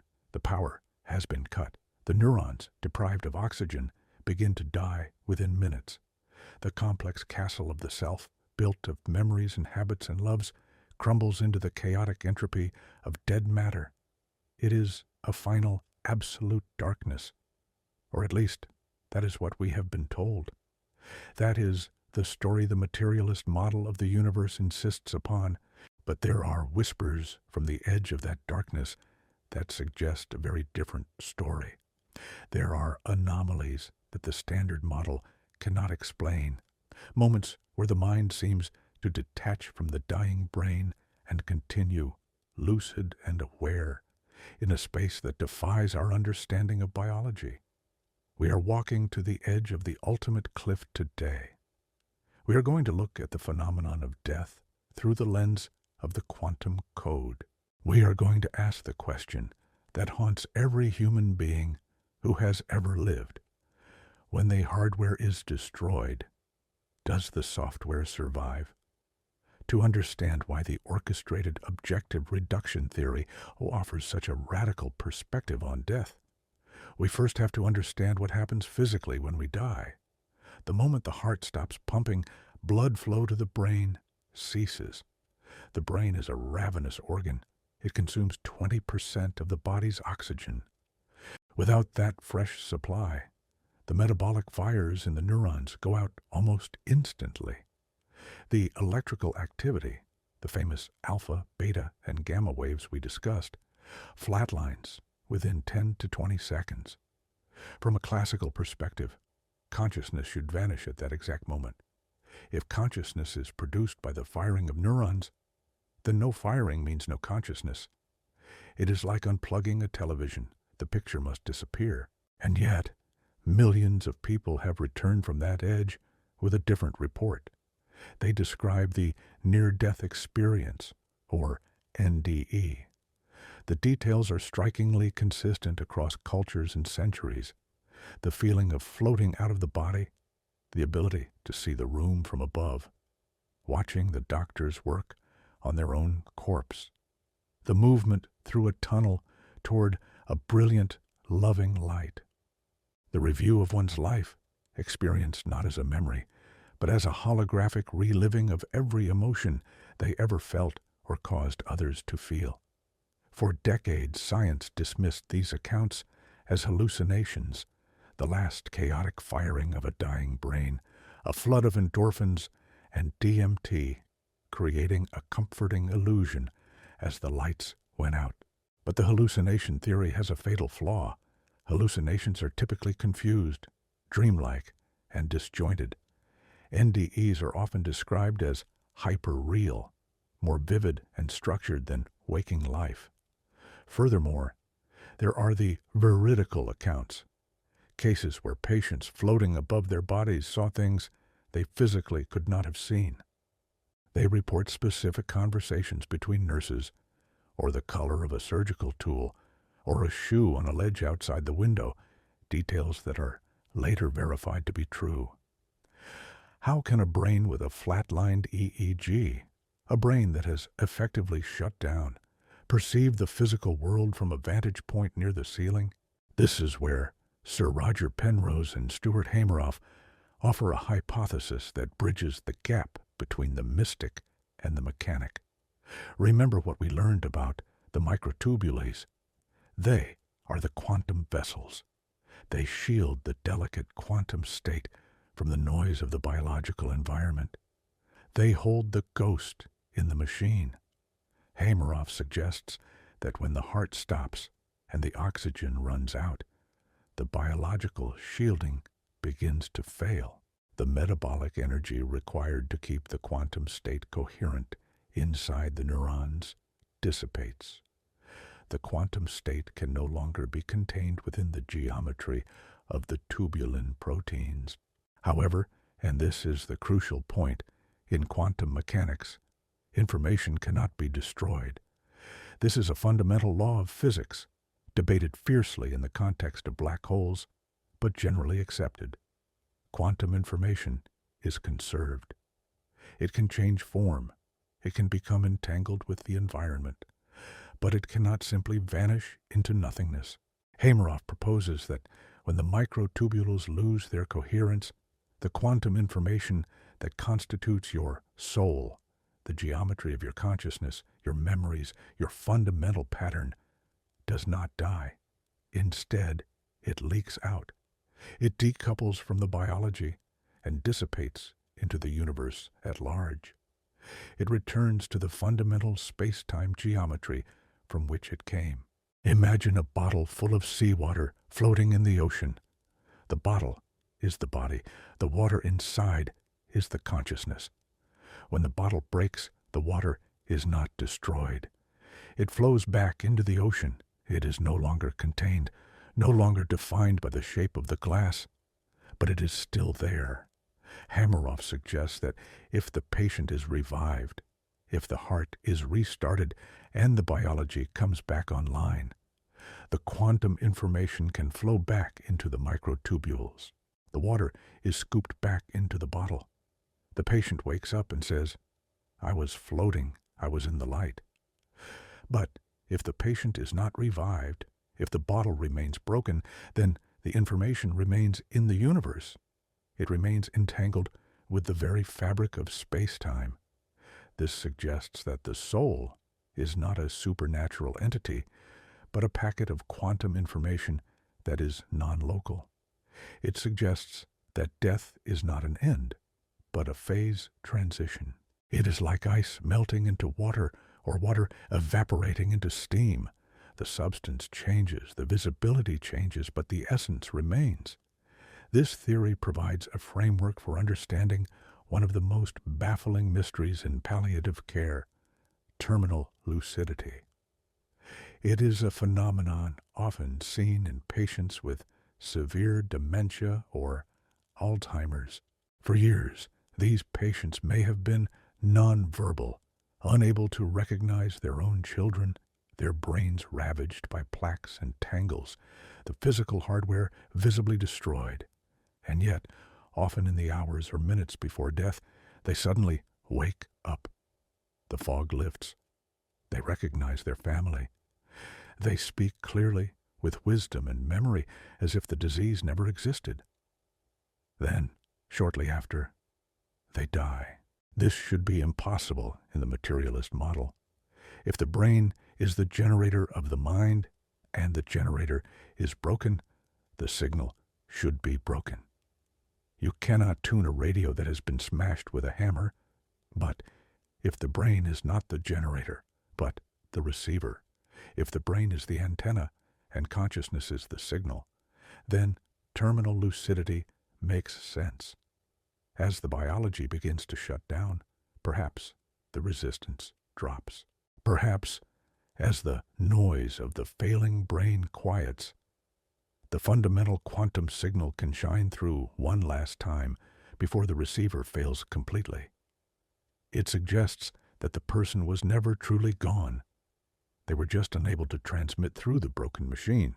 The signal was always there, waiting in the quantum field. This view of consciousness as non-local, as something that can exist outside the strict boundaries of the neurons, aligns with the holographic nature of memory we discussed. If who you are is a hologram stored in the interference patterns of the universe, then destroying the brain does not destroy the pattern. It just destroys the mechanism for accessing it here in this specific coordinate of space and time. We must treat this territory with immense caution. Science is about evidence, not wishful thinking. We do not have a soul detector. We cannot measure the quantum information leaving a dying body yet. But projects like the AWARE study, led by Dr. Samparnia, are trying to bring rigor to this field. They are placing hidden targets on shelves high up in operating rooms, targets that can only be seen from the ceiling, to test if the floating experience is real verification or mental projection. The results are still debated, but the anomalies persist. The data points that do not fit the curve are refusing to go away. The Orch-OR theory offers a potential physics for immortality, but not the kind of immortality we usually think of. It is not necessarily an eternity of sitting on a cloud playing a harp. It is a return to the source. If our consciousness is a ripple in the fundamental geometry of the universe, then death is the ripple settling back into the smooth surface of the water. We become part of the Planck scale reality. We merge with the fundamental wisdom. The platonic values that Penrose suggests are embedded in the cosmos. This brings us a sense of deep cosmic comfort. We spend our lives terrified of the dark, terrified of the cessation of the self. We build walls to protect our ego, to define where I end and you begin. But the quantum perspective tells us that the wall was always an illusion. We are temporary eddies in a vast flowing river. When the eddy dissolves, the water is still flowing. We are made of the same stuff as the stars, and our minds are made of the same stuff as the laws of physics. We belong to the universe in a way that is absolute and unbreakable. Consider the life review often reported in NDEs.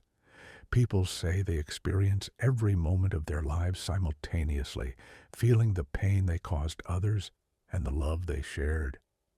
This sounds remarkably like the concept of quantum entanglement. If we are all entangled, if our wave functions have interacted with the wave functions of everyone we have ever met, then, at the moment of death, when the constraints of time and space dissolve, we might experience that entanglement directly. We might feel physically that we are one with the people we touched. The golden rule, treat others as you would want to be treated, becomes not just a moral instruction, but a law of physics. You are treating yourself, because in the quantum realm there is no other. As we stand at this threshold, looking into the abyss, the terror of the materialist view, the terror of absolute nothingness, is replaced by a different kind of awe. It is the awe of the infinite. It is the realization that we are part of a system so vast and so complex that death might be nothing more than a change of frequency, a shift on the dial. But if our consciousness can exist outside the body, if it is a pattern of information that belongs to the universe, does that mean the universe itself is a giant repository of memory? Is there a cosmic hard drive where everything that has ever been felt or thought is stored? In the next chapter, we are going to expand our scope to the largest possible scale. We are going to ask if the universe itself is conscious. We will explore the concept of Pansychism in modern cosmology. We will look at the striking similarities between the web of galaxies in the cosmos and the web of neurons in the brain. We will ask if the ghost in the machine is actually the ghost in the universe. Is the cosmos thinking? And are we just the tiny sensory neurons of a much larger mind? So, take a moment to feel your own heartbeat, that steady rhythm that keeps you anchored to this side of the veil. It is a precious, fragile thing, but the silence that follows it might not be the end of the song. It might just be the moment the music expands to fill the entire room. Have you ever looked at a photograph of the night sky? Perhaps one of those deep field images taken by the Hubble Space Telescope, where the blackness is not empty, but thick with galaxies. It is a dizzying sight. Thousands of tiny, swirling islands of light, each containing billions of stars suspended in the void. Now, imagine you could take that image and place it side by side with a photograph of a single neuron in the human brain. You would see a cell body glowing with energy and long, thin filaments reaching out to connect with other cells. If you were to remove the labels from these two images, the brain cell and the universe, you might find it impossible to tell them apart. They look identical. The structure of the firing neuron and the structure of the cosmic web are mirror images of each other. This visual rhyme has fascinated poets and mystics for centuries, but for a long time, scientists dismissed it as a coincidence, a trick of the eye, a pattern that looks similar but means nothing. But what if it is not a coincidence? What if the similarity in form points to a similarity in function? We are zooming out today to the largest scale imaginable. We are leaving the microscope behind and boarding a spaceship of the mind to ask a question that bridges astrophysics and neuroscience in a way that is both beautiful and terrifying. Is the universe itself a brain? And are we just the thoughts inside it? To understand why this is a scientific hypothesis and not just a poetic metaphor, we have to look at a groundbreaking study published in 2020 by an astrophysicist named Franco Vatsa and a neuroscientist named Alberto Filetti. They decided to do what no one had done before. They mathematically compared the network of the human brain to the network of the cosmic web. They weren't just looking at pictures. They were analyzing the data. They looked at the way nodes are connected, the way information flows, the ratio of mass to energy, and the fractal dimension of the structures. What they found sent a shockwave through the scientific community. The statistical resemblance between the two systems was incredibly high. In the brain, neurons are clustered in dense knots and connected by long filaments called axons. In the universe, galaxies are clustered in dense knots and connected by long filaments of gas and dark matter. In the brain, water makes up about 77% of the mass. In the universe, dark energy makes up about 73% of the mass. Both systems are networks that balance complexity and entropy in almost exactly the same way. The researchers concluded that the physical laws that shape the growth of a brain cell are the same physical laws that shape the growth of the universe. This brings us back to the orchestrated objective reduction theory. Remember what Penrose said: consciousness is intrinsic to the geometry of space-time. It is not something that biology invents. It is something biology accesses. If the universe is built of the same geometry and organized in the same network structure as a brain, is it possible that the universe is accessing that consciousness on a scale we cannot comprehend? This is the ancient philosophy of Pansychism, the idea that mind is everywhere, but upgraded with the engines of quantum mechanics and general relativity. If the fundamental event of consciousness is the collapse of a quantum superposition, and if gravity is the force that causes that collapse, then the universe is collapsing all the time. Everywhere a star forms, everywhere a black hole feeds, everywhere gravity twists space-time into a knot, A moment is occurring. A choice is being made. In the human brain, these collapses are orchestrated. They are timed. They are synchronized by the microtubules to create a unified experience of self. The question is, does the universe have an orchestrator? Does it have a beat? At first glance, the universe seems too slow. A thought in your brain takes milliseconds. A signal traveling across a galaxy takes 100,000 years. If the universe is thinking, its thoughts are agonizingly slow by human standards. A single moment of cosmic consciousness might last for 1 billion years. To the universe, the entire history of the human race would be less than a single firing of a synapse. We would be sparks that vanish before the thought is even finished. But time is relative. In the theory of relativity, there is no universal clock. To a photon, time does not exist. To a black hole, time stands still.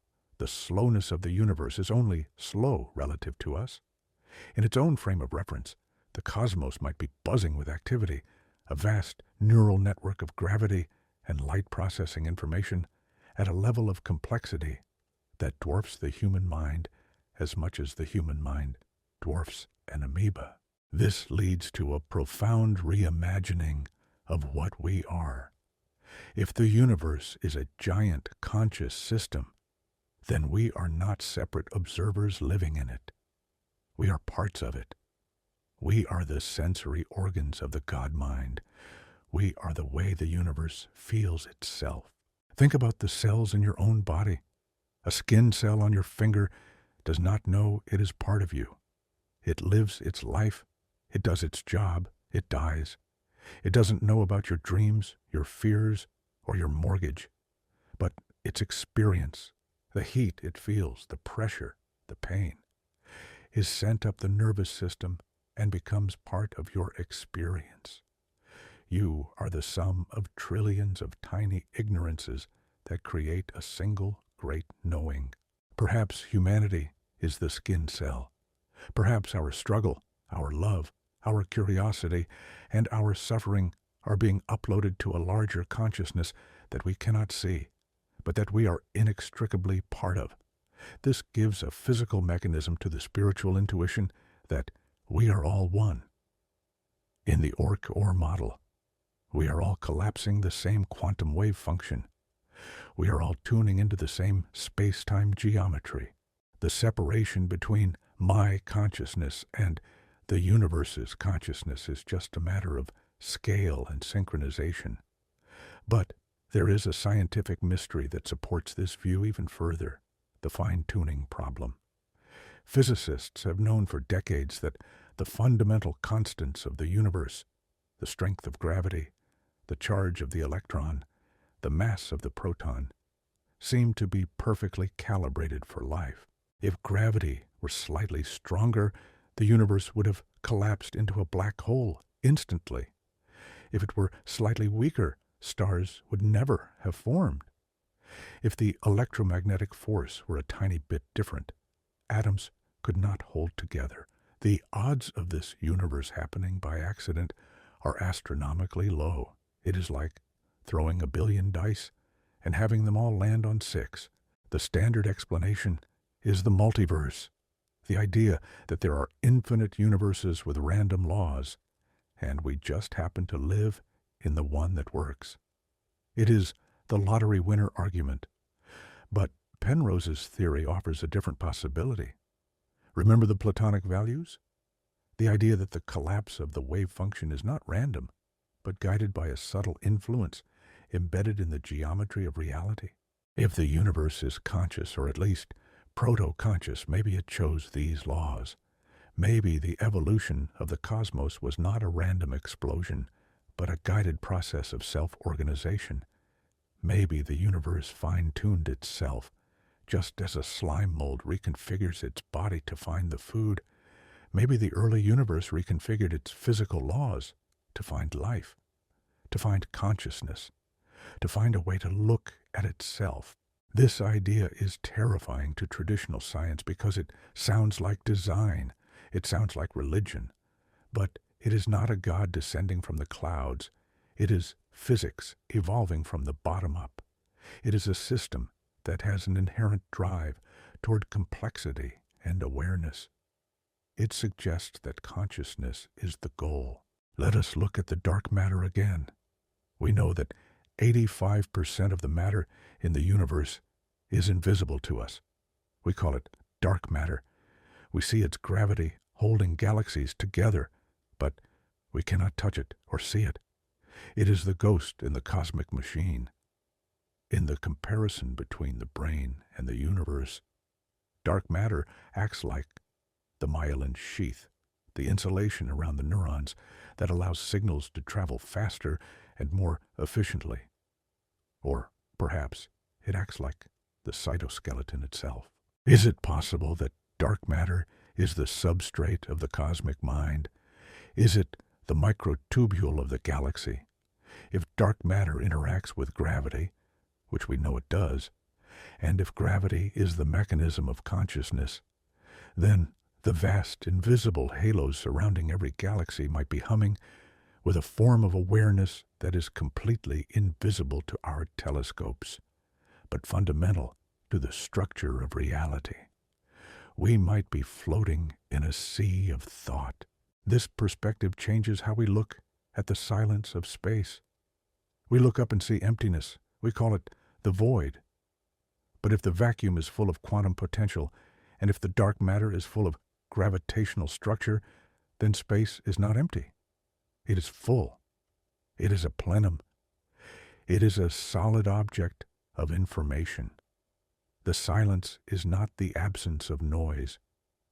It is the presence of a thought so big we are inside it. And what about the black holes? Penrose won his Nobel Prize for proving that black holes are a robust prediction of general relativity. But in the context of Orch-OR, black holes take on a new role. They are the ultimate gravitational singularities. They are places where space-time curvature becomes infinite. If consciousness is caused by the curvature of space-time, then a black hole is a point of maximum consciousness. Some physicists have playfully suggested that black holes might be the eyes of the universe. They are the points where the universe gathers the most information, processing everything that falls into them. Penrose has even speculated about a cyclic universe, one that ends and begins again. In his model, conformal cyclic cosmology, the information from one universe is passed through to the next. Imagine a universe that learns, a universe that remembers, a universe that is born, lives, thinks, dies, and is reborn, carrying the wisdom of the previous eons in the geometry of its new Big Bang. In this view, consciousness is not a fleeting accident on a rocky planet. It is the rolling, eternal wave of existence itself. This theory terrifies us because it destroys our specialness. It destroys our ego. If the universe is thinking, then we are not the lonely masters of intelligence. We are small. We are humble. But it also saves us, because it means we are never alone.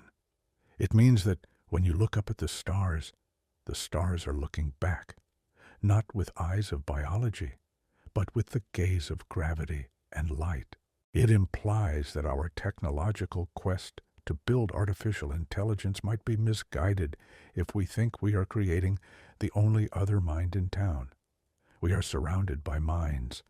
The sun is a complex system. The galaxy is a complex system. The cluster is a complex system. We are just learning to hear the language they are speaking. As we reach the end of this chapter, allow yourself to feel the scale of this. You are a quantum event inside a neuron, which is inside a brain, which is on a planet, which is inside a solar system, which is inside a galaxy, which is inside a cosmic web. And all the way up and all the way down, the same code is written, the same geometry, the same silence, the same collapse. You are a fractality. You are the universe in miniature. And the universe is, you writ large. But, as beautiful as this is, we must return to the cold, hard ground of scientific debate. Because for every physicist who nods at Penrose's theory, there are 100 who shake their heads in anger. The skeptics are legion. They have data. They have counter-arguments.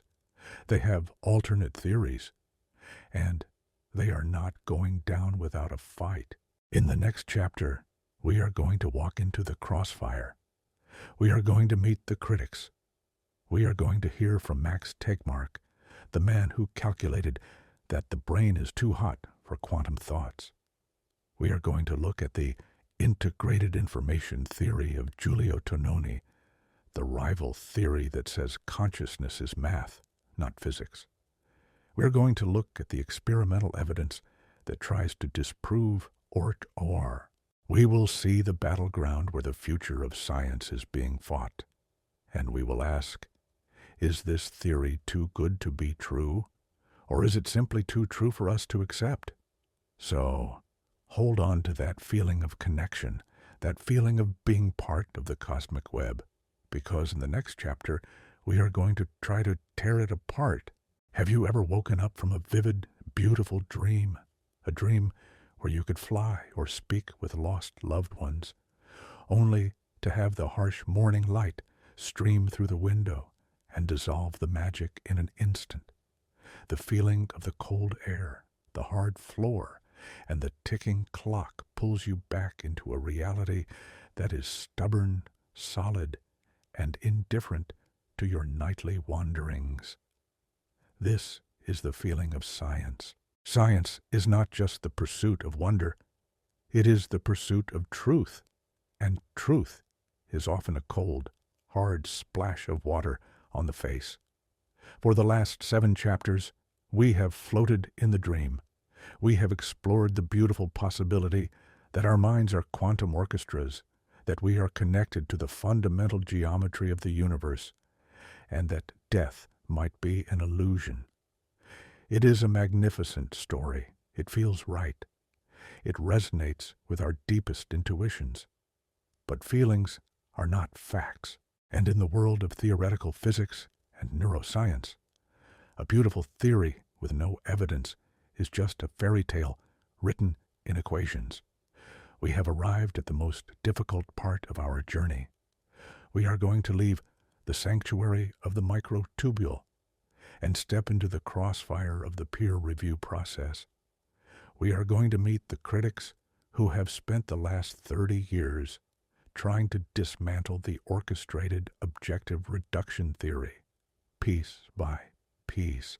We are going to look at the math that says this is impossible. We are going to stare directly at the possibility that we are wrong. The attack began almost as soon as the theory was published. In the early 1990s, when Penrose and Hameroff first proposed that the brain was a quantum computer, the reaction from the scientific establishment was not curiosity. It was derision. The idea was labeled pixie dust. It was called a category error.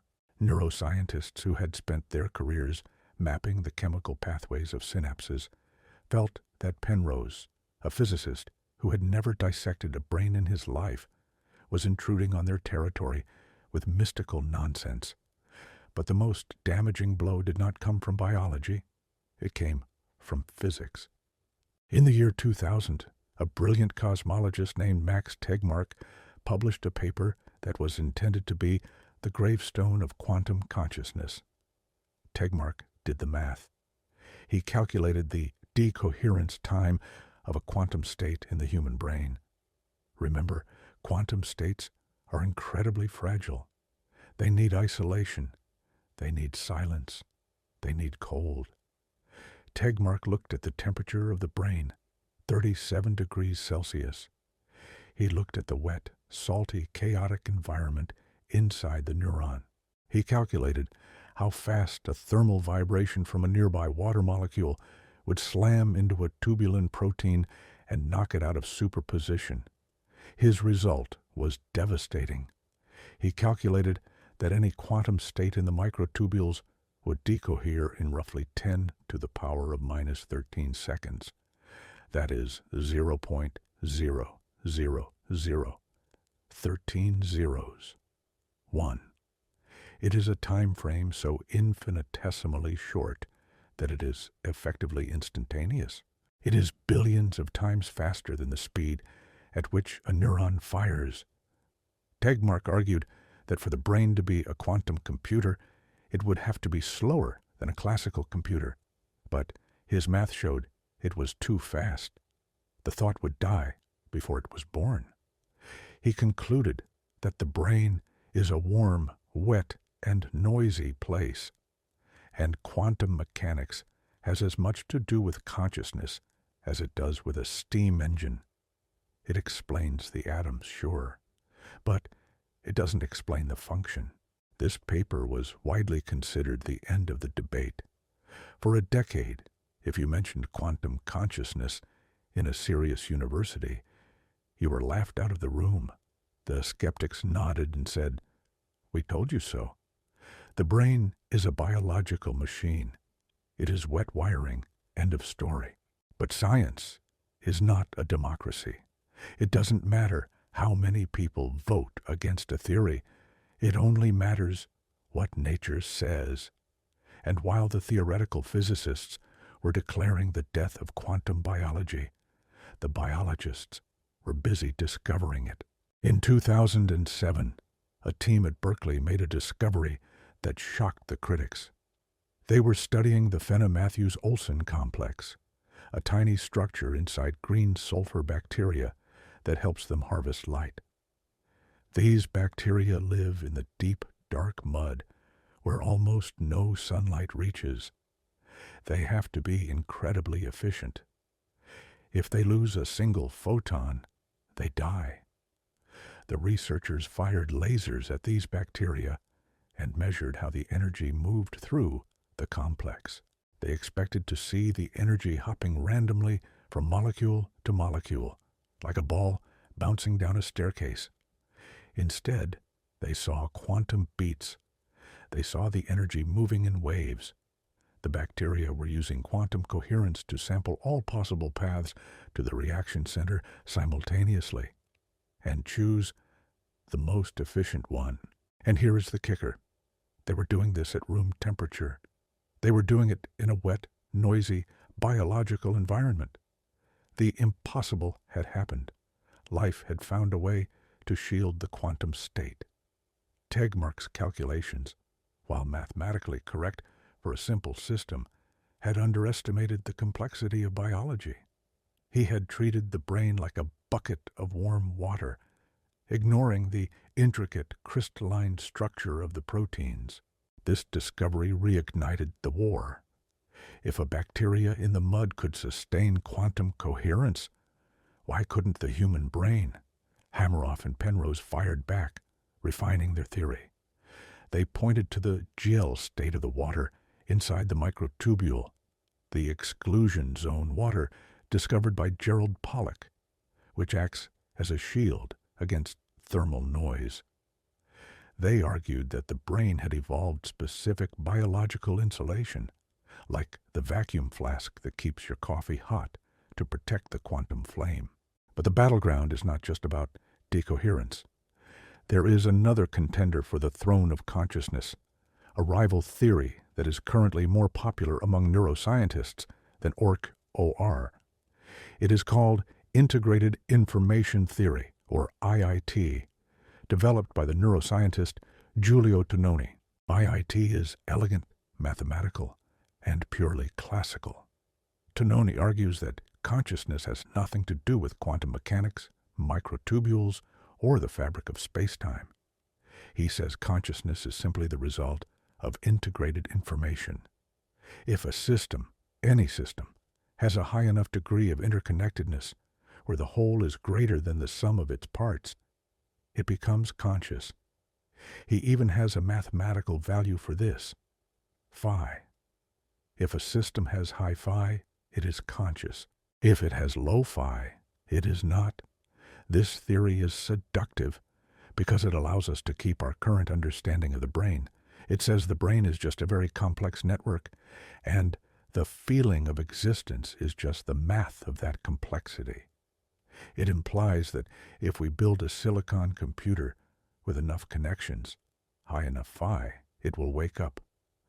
It implies that the internet might eventually become conscious. It implies that a thermostat has a tiny, tiny sliver of consciousness. The war between Orch-OR and IIT is the war between hardware and software. IIT says consciousness is software. It doesn't matter what you run it on, neurons, chips, or beer cans, as long as the math is right. Penrose and Hameroff say consciousness is hardware. It requires a specific physical structure, the microtubule, to access a specific physical mechanism, the collapse of the wave function. They argue that a silicon computer with high phi would just be a zombie. It would process data, but the lights would never turn on because it lacks the quantum antenna to touch the fabric of space-time. To settle this war, we need a decisive weapon. We need an experiment.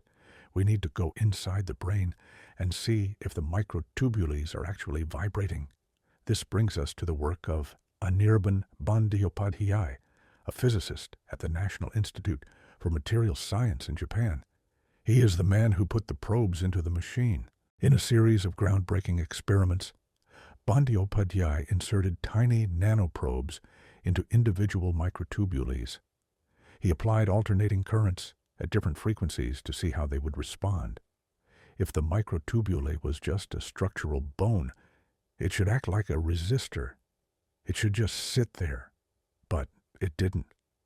At specific frequencies, megahertz, gigahertz, and terahertz, the microtubule suddenly became a superconductor. It began to resonate. It became transparent to the energy. Bandyopadhyay discovered that the microtubules inside your neurons are not silent. They are singing. They have specific resonance modes, just like a violin string. And, crucially, these resonances are in the quantum range. His work provided the first direct evidence that the biological structures inside the brain can support the kind of quantum processing that Penrose and Hameroff predicted. It was a massive victory for the Orch-OR camp, but the war is far from over. The skeptics argue that these resonances might be interesting, but they don't prove consciousness. A guitar string resonates, but it doesn't think. They demand the smoking gun.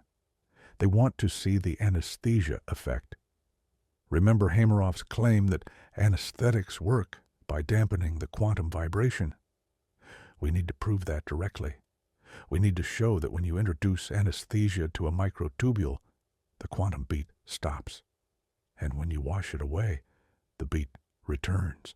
Experiments are currently underway to test exactly this. If they succeed, it will be the biggest discovery in the history of neuroscience.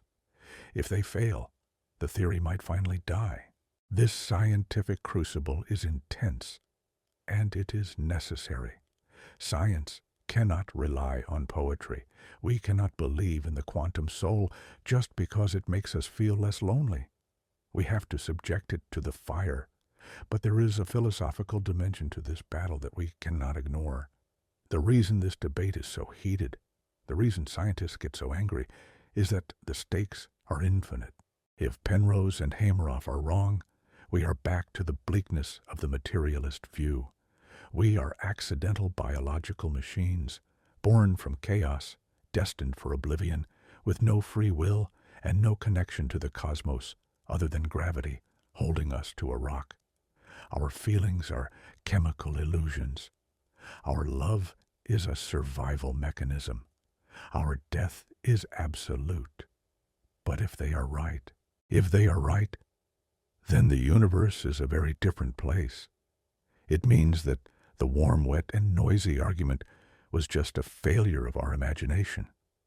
It means that life is stronger than entropy. It means that we are not biochemical accidents, but quantum necessities. As you listen to this, Consider the irony. You're using your brain to evaluate a theory about your brain. The skeptics are using their consciousness to argue that consciousness doesn't exist. We are caught in a strange loop. The very fact that we can have this debate, that we can care about the answer, is evidence of the mystery we are trying to solve. The critics serve a vital purpose.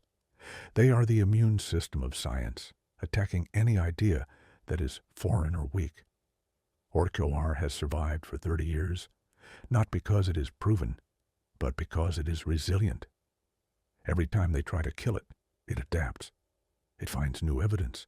It finds new pathways. It behaves fittingly, like life itself. We are standing on the precipice of a paradigm shift. Just as we once realized the Earth was not the center of the solar system, we might be on the verge of realizing that the brain is not the generator of the mind. The data is messy. The signals are faint. The noise is overwhelming. But through the static, a pattern is emerging.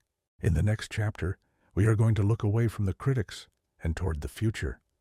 We are going to ask, if this theory is true, what can we do with it? We will explore the potential for quantum medicine.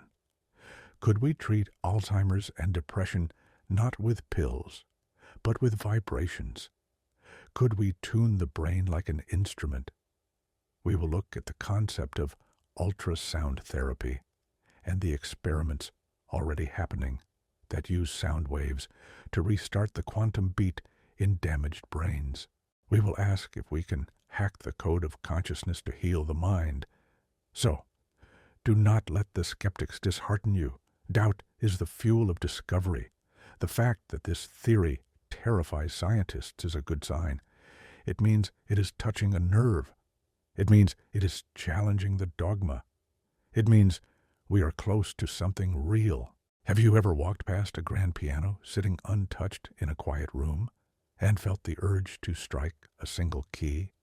When you do, the note doesn't just start and stop. It lingers.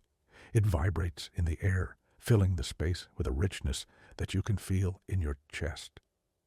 But more importantly, if you were to place your hand on the wooden body of the piano, you would feel the wood humming in sympathy. And if there were another guitar in the room, perfectly tuned to that same note, its string would begin to quiver on its own without anyone touching it. This is the phenomenon of sympathetic resonance. It is the invisible conversation between objects that share a frequency.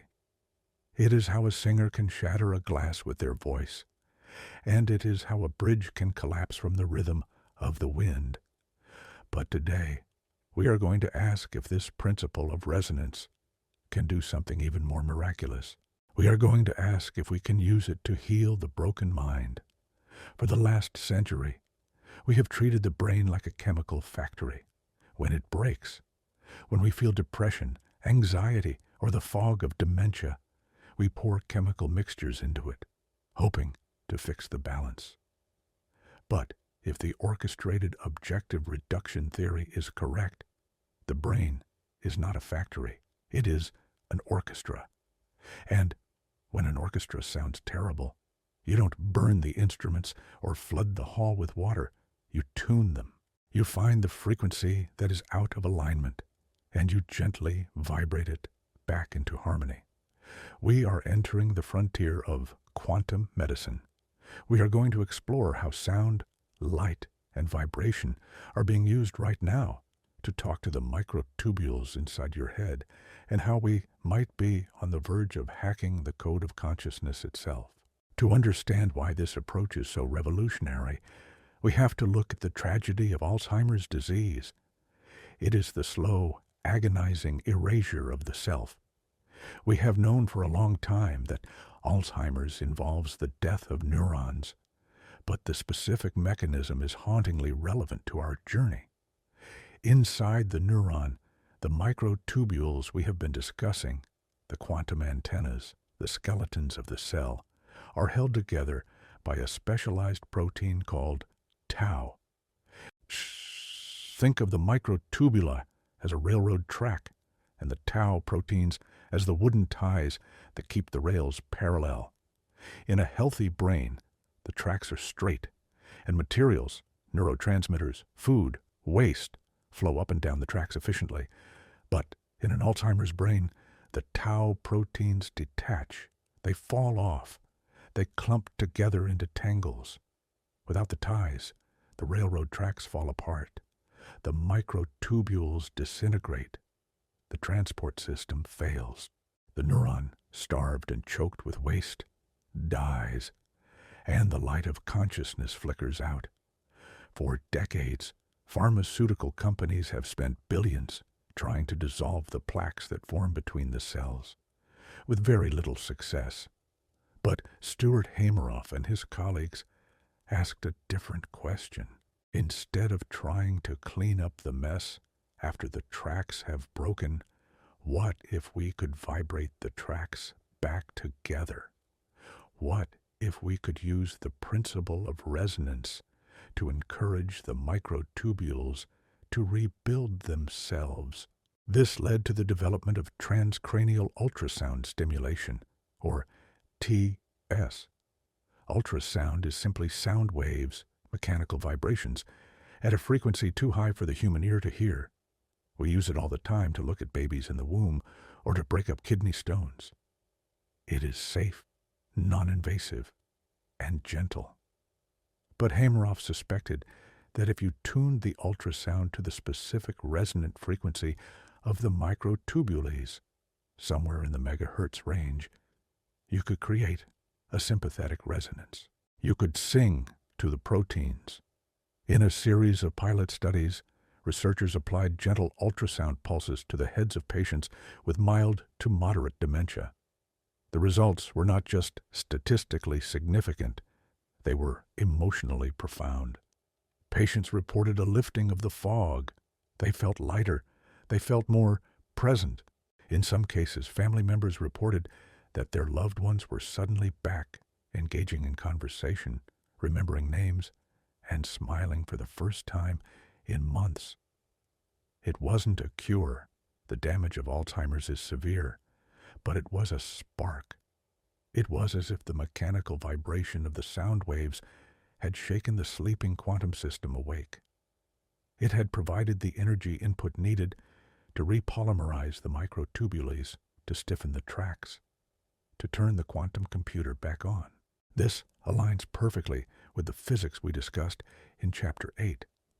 If the microtubules are superconductors of consciousness, and if they rely on specific vibrational modes to maintain coherence, then introducing a resonant external vibration is like jump-starting a car. It reestablishes the beat. It synchronizes the orchestra, but the implications go far beyond dementia. Let's talk about depression. The current model of depression says it is a lack of serotonin. We give SSRIs to increase the chemical supply. But for millions of people, these drugs do not work. Orch-OR offers a radically different view. It suggests that depression might be a form of quantum decoherence. It might be a loss of the quantum beat. Imagine your brain is a jazz band. In a healthy state, the band is improvising, fluid, creative, and synchronized. The gamma waves are humming at 40 hertz, but in a depressed brain, the music slows down. The musicians stop listening to each other. The improvisation stops. The brain gets stuck in a rigid, repetitive loop of negative thought. I am worthless. I am tired. I am sad. This is a low-energy state. The quantum possibilities have collapsed into a single, dark reality, and the brain cannot generate the energy to pop back into superposition to find a new solution. Ultrasound therapy, or even specific electromagnetic therapies like transcranial magnetic stimulation, TMS, might work by shaking the brain out of this rut. The vibration destabilizes the rigid, negative loop. It adds energy to the system, allowing the microtubules to explore new quantum states, new thoughts, new feelings, new ways of being. It is literally shaking up the mind.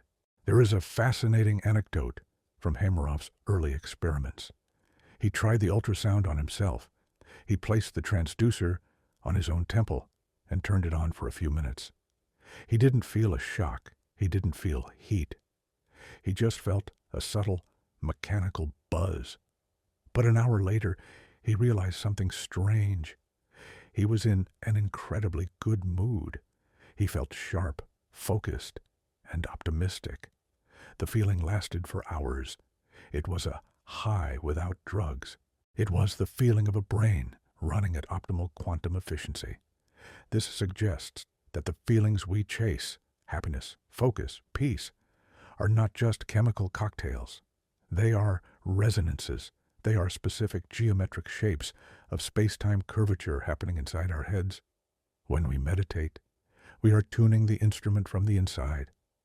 When we use ultrasound, we are tuning it from the outside. We are standing at the threshold of a new era where we might treat mental illness not with pills, but with playlists. Imagine a future where you wear a headset that scans the vibrational state of your microtubules. It detects that you are sliding into anxiety, a high-frequency, discordant chaos. The headset gently pulses a counter-frequency, a stabilizing bass note that guides your brain back into a calm alpha or theta rhythm. Or imagine a headset for PTSD where traumatic memories are frozen like ice in the neural architecture. The ultrasound could target those specific circuits, vibrating them just enough to melt the ice, allowing the memory to be reconsolidated without the emotional pain. This is the promise of quantum hacking. If consciousness is a code written in the language of vibration and geometry, we can learn to write it. We can learn to edit it. We can learn to upgrade it. But as with all powerful technologies, there is a shadow side. If we can tune a brain for happiness, can we tune it for obedience? Can we tune it for passivity? If external vibrations can influence the quantum state of the mind, are we vulnerable to quantum noise from our environment? Some proponents of the theory worry about the increasing amount of electromagnetic smog, Wi-Fi, 5G, radio waves that surrounds us constantly. While these are not ionizing radiation like X-rays, they are fields.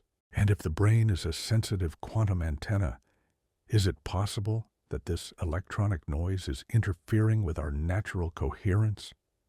Are we anxious and distracted because our microtubules are trying to hum a quiet song in the middle of a heavy metal concert? The science on this is still young and controversial. We do not have definitive proof that Wi-Fi affects quantum cognition. But the theory forces us to ask the question. It forces us to consider the ecology of consciousness. Just as we protect our forests from pollution, we might need to protect our cognitive environment from vibrational pollution. We might need to create quiet zones, not just for our ears, but for our quantum selves. However, the most exciting frontier of quantum medicine is not just fixing what is broken, but expanding what is possible. We call this the extended mind. If the brain is a receiver of consciousness, can we upgrade the antenna? Can we increase the bandwidth? Throughout history, mystics and shamans have used tools to alter their consciousness: drumming, chanting, psychedelics. Orch-OR gives us a framework to understand how these work. Drumming at a specific tempo drives the brain into a trance state, a high-coherence synchronization.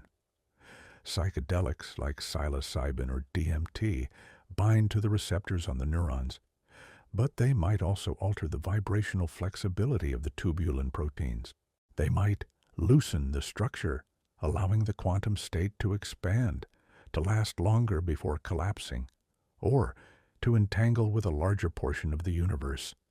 This would explain the feeling of oneness and the intake of massive amounts of information that users report. If we can replicate this mechanic with technology, using sound or light instead of drugs, we could open the doors of perception safely and precisely. We could create a technology of enlightenment. We could allow humans to experience the gamma synchrony of a Zen master with the flip of a switch. We could accelerate learning, creativity, and empathy. This brings us back to the central theme of our story, the connection between the observer and the observed. Quantum medicine is not about a doctor fixing a patient. It is about a resonance between two systems. It validates the ancient idea that the presence of the healer matters. If minds are entangled, then the quantum state of the doctor can influence the quantum state of the patient. Empathy is not just a nice emotion. It is a physics of resonance. When you sit with someone in pain and you truly listen, you are coupling your microtubules with theirs. You are lending them your coherence. You are helping them carry the heavy load of the wave function until they are strong enough to carry it themselves. As we look at the future of medicine through this lens, the cold, sterile hospital room transforms. It becomes a place of vibration, of sound, of light, and of deep human connection. We stop seeing the body as a machine to be repaired and start seeing it as a song to be harmonized. We have traveled a long way in this script. We have gone from the hard problem of philosophy to the microscopic tunnels of the cell, to the birth of life, to the edge of death, and now to the future of healing. We have built a cathedral of theory, brick by brick. But a theory is only as good as the meaning it gives to our lives. In the final chapter, we are going to synthesize it all. We are going to step back and look at the whole picture. We will ask the ultimate question. If we are quantum beings, woven into the fabric of a conscious universe, what are we supposed to do? What is the purpose of a conscious observer in a quantum cosmos? Is it just to watch? Or is it to create? We will explore the idea that by collapsing the wave function, we are co-creators of reality. We are the artists of the space-time geometry. And we will end with a message of hope that transcends the terror of the unknown. So, let the vibrations of this chapter settle in your mind. Feel the hum of the world around you. You are an instrument of incredible complexity, capable of resonating with the deepest truths of the universe. And the song you are playing is important. Have you ever walked out of a movie theater in the middle of the day, blinking in the bright sunlight, and felt a strange sense of dislocation? For 2 hours, you were living in a different world, feeling the emotions of characters who do not exist, crying over tragedies that never happened. And then, suddenly, the doors open, and the real world rushes back in with its traffic, its noise, and its indifferent concrete. In that moment of transition, you realize something profound about the nature of reality. It is fragile. It is malleable. It depends entirely on where you point your attention. We have spent the last 9 chapters in a kind of theater of the mind. We have watched the story of the orchestrated objective reduction theory unfold. We have seen the microscopic dancers of the microtubules, the gravitational waves of the quantum collapse, and the cosmic web that mirrors the brain. We have dismantled the idea that you are a machine and replaced it with the idea that you are a melody.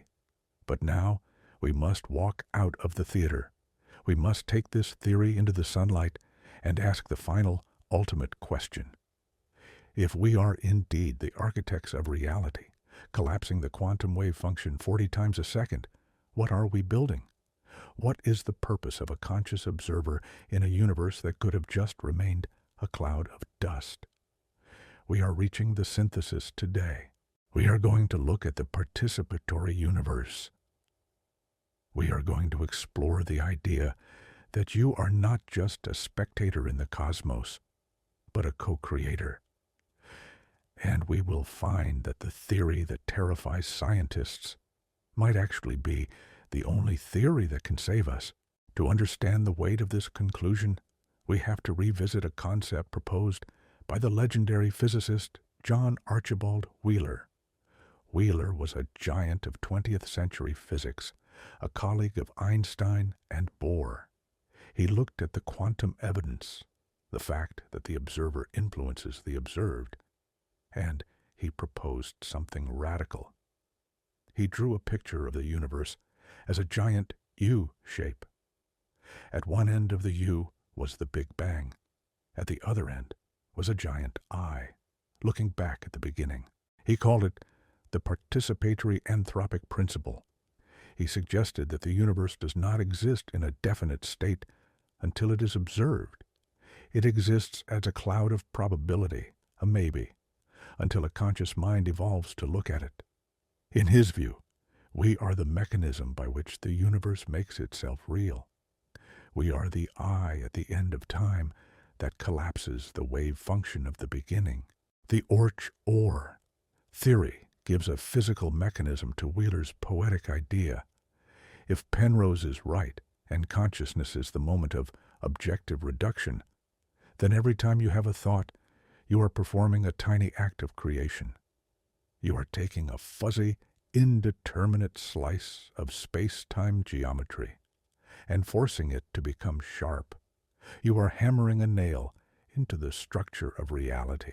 This changes the definition of responsibility.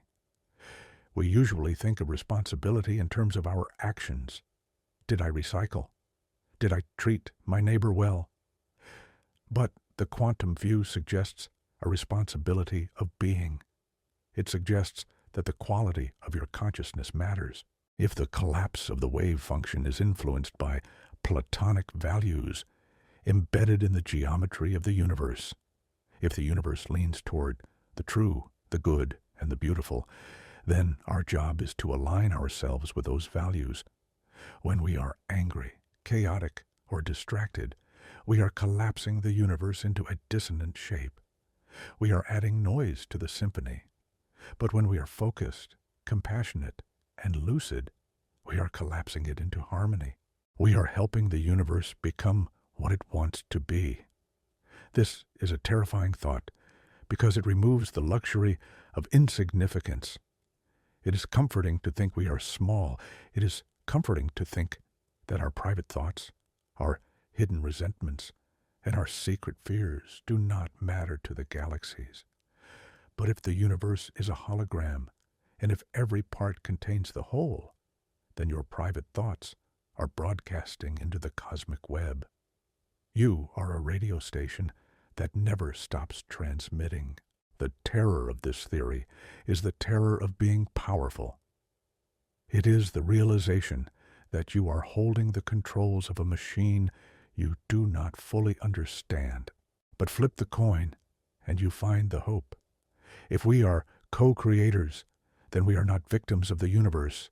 We are not trapped in a cold, indifferent clockwork. We are partners. It means that the future is not written. In the classical view, the future is determined by the past. The billiard balls were hit at the Big Bang, and they are rolling where they must roll. But in the quantum view, the future is a probability wave. It is open. It is waiting for an observer to interact with it. This brings us back to the binding we discussed in Chapter 4. We talked about how the brain binds different sensory inputs into a single moment. But perhaps humanity is meant to perform a binding on a planetary scale. We are 8 billion quantum observers. We are 8 billion nodes in a neural network that wraps around the Earth. Right now, our network is chaotic. We are out of sync. We are fighting, competing, and vibrating at discordant frequencies. But imagine if we achieved gamma synchrony as a species. Imagine if millions of people could align their intent, their focus, and their quantum beat toward a single purpose: peace, healing, or discovery. Some experiments, like the Global Consciousness Project, have tried to measure this. They place random number generators around the world, machines that spit out zeros and ones based on quantum noise. Normally, the output is random, but during moments of massive global focus, like September 11th, or the funeral of a major figure, or a global meditation event, the machines stop being random. They start to show order. It is as if the collective consciousness of humanity exerts a subtle gravitational pull on the entropy of the world. It suggests that when we feel together, we change the math of the universe. The Orch-OR theory provides the why for this phenomenon. If we are all entangled at the level of the Planck scale, then our collective focus creates a massive gravitational resonance. We are not just 8 billion separate candles. We are a laser waiting to be focused. This leads us to the ultimate question of purpose. Why did the universe go to all this trouble? Why did it spend 13.8 billion years evolving stars, then carbon, then cells, then microtubules, then brains? Why did it engineer a way to shield the quantum flame from the thermal noise? Perhaps the universe is lonely, not in a human, emotional sense, but in an ontological sense. Perhaps a universe without observers is a ghost. It is a song sung in an empty room. By evolving us, the universe created a way to hear itself. It created a feedback loop. We are the mirror, and this mirror is not static. It is learning. Penrose's idea of a cyclic universe suggests that information is preserved. The lessons we learn, the love we generate, the complexity we build. It is not lost when the sun burns out. It is encoded in the geometry of the vacuum. It becomes the seed for the next cycle. We are the authors of the next Big Bang. So, where do we go from here? The science is still young. The experiments with anesthesia, with ultrasound, and with quantum biology are just beginning. We will likely see failures. We will see theories revised. The Orch-OR model might turn out to be only partially right, or a stepping stone to something even stranger. But the door it has opened cannot be closed. We can no longer look at the brain as a bag of meat. We can no longer look at the soul as a fairy tale. We have crossed the threshold into a new era of understanding, where matter and mind are two sides of the same quantum coin. As you go forward from this story, how do you live as a quantum being? It starts with attention. Attention is your superpower. It is the mechanism of the collapse. Where you place your attention is where you build reality. If you focus on fear, you build a frightening world. If you focus on wonder, you build a wonderful world. This is not magic. It is the physics of selection. You are navigating a branching tree of infinite possibilities, and your attention is the steering wheel. It also involves connection. Remember the entanglement. You are not separate from the people around you. You are sharing a wave function. Treat them with the care you would treat your own limb, because in the deep geometry, they are your own limb. The kindness you show to a stranger is a signal you send to yourself through the curvature of space-time. And finally, it involves wonder. Never lose the ghost sensation we started with. That feeling of strangeness, of being an observer behind the eyes, is the truest thing you possess. It is the vibration of the microtubule. It is the hum of the universe. It is the evidence that you are more than you think. The theory that terrifies scientists does so because it demands that they let go of their control.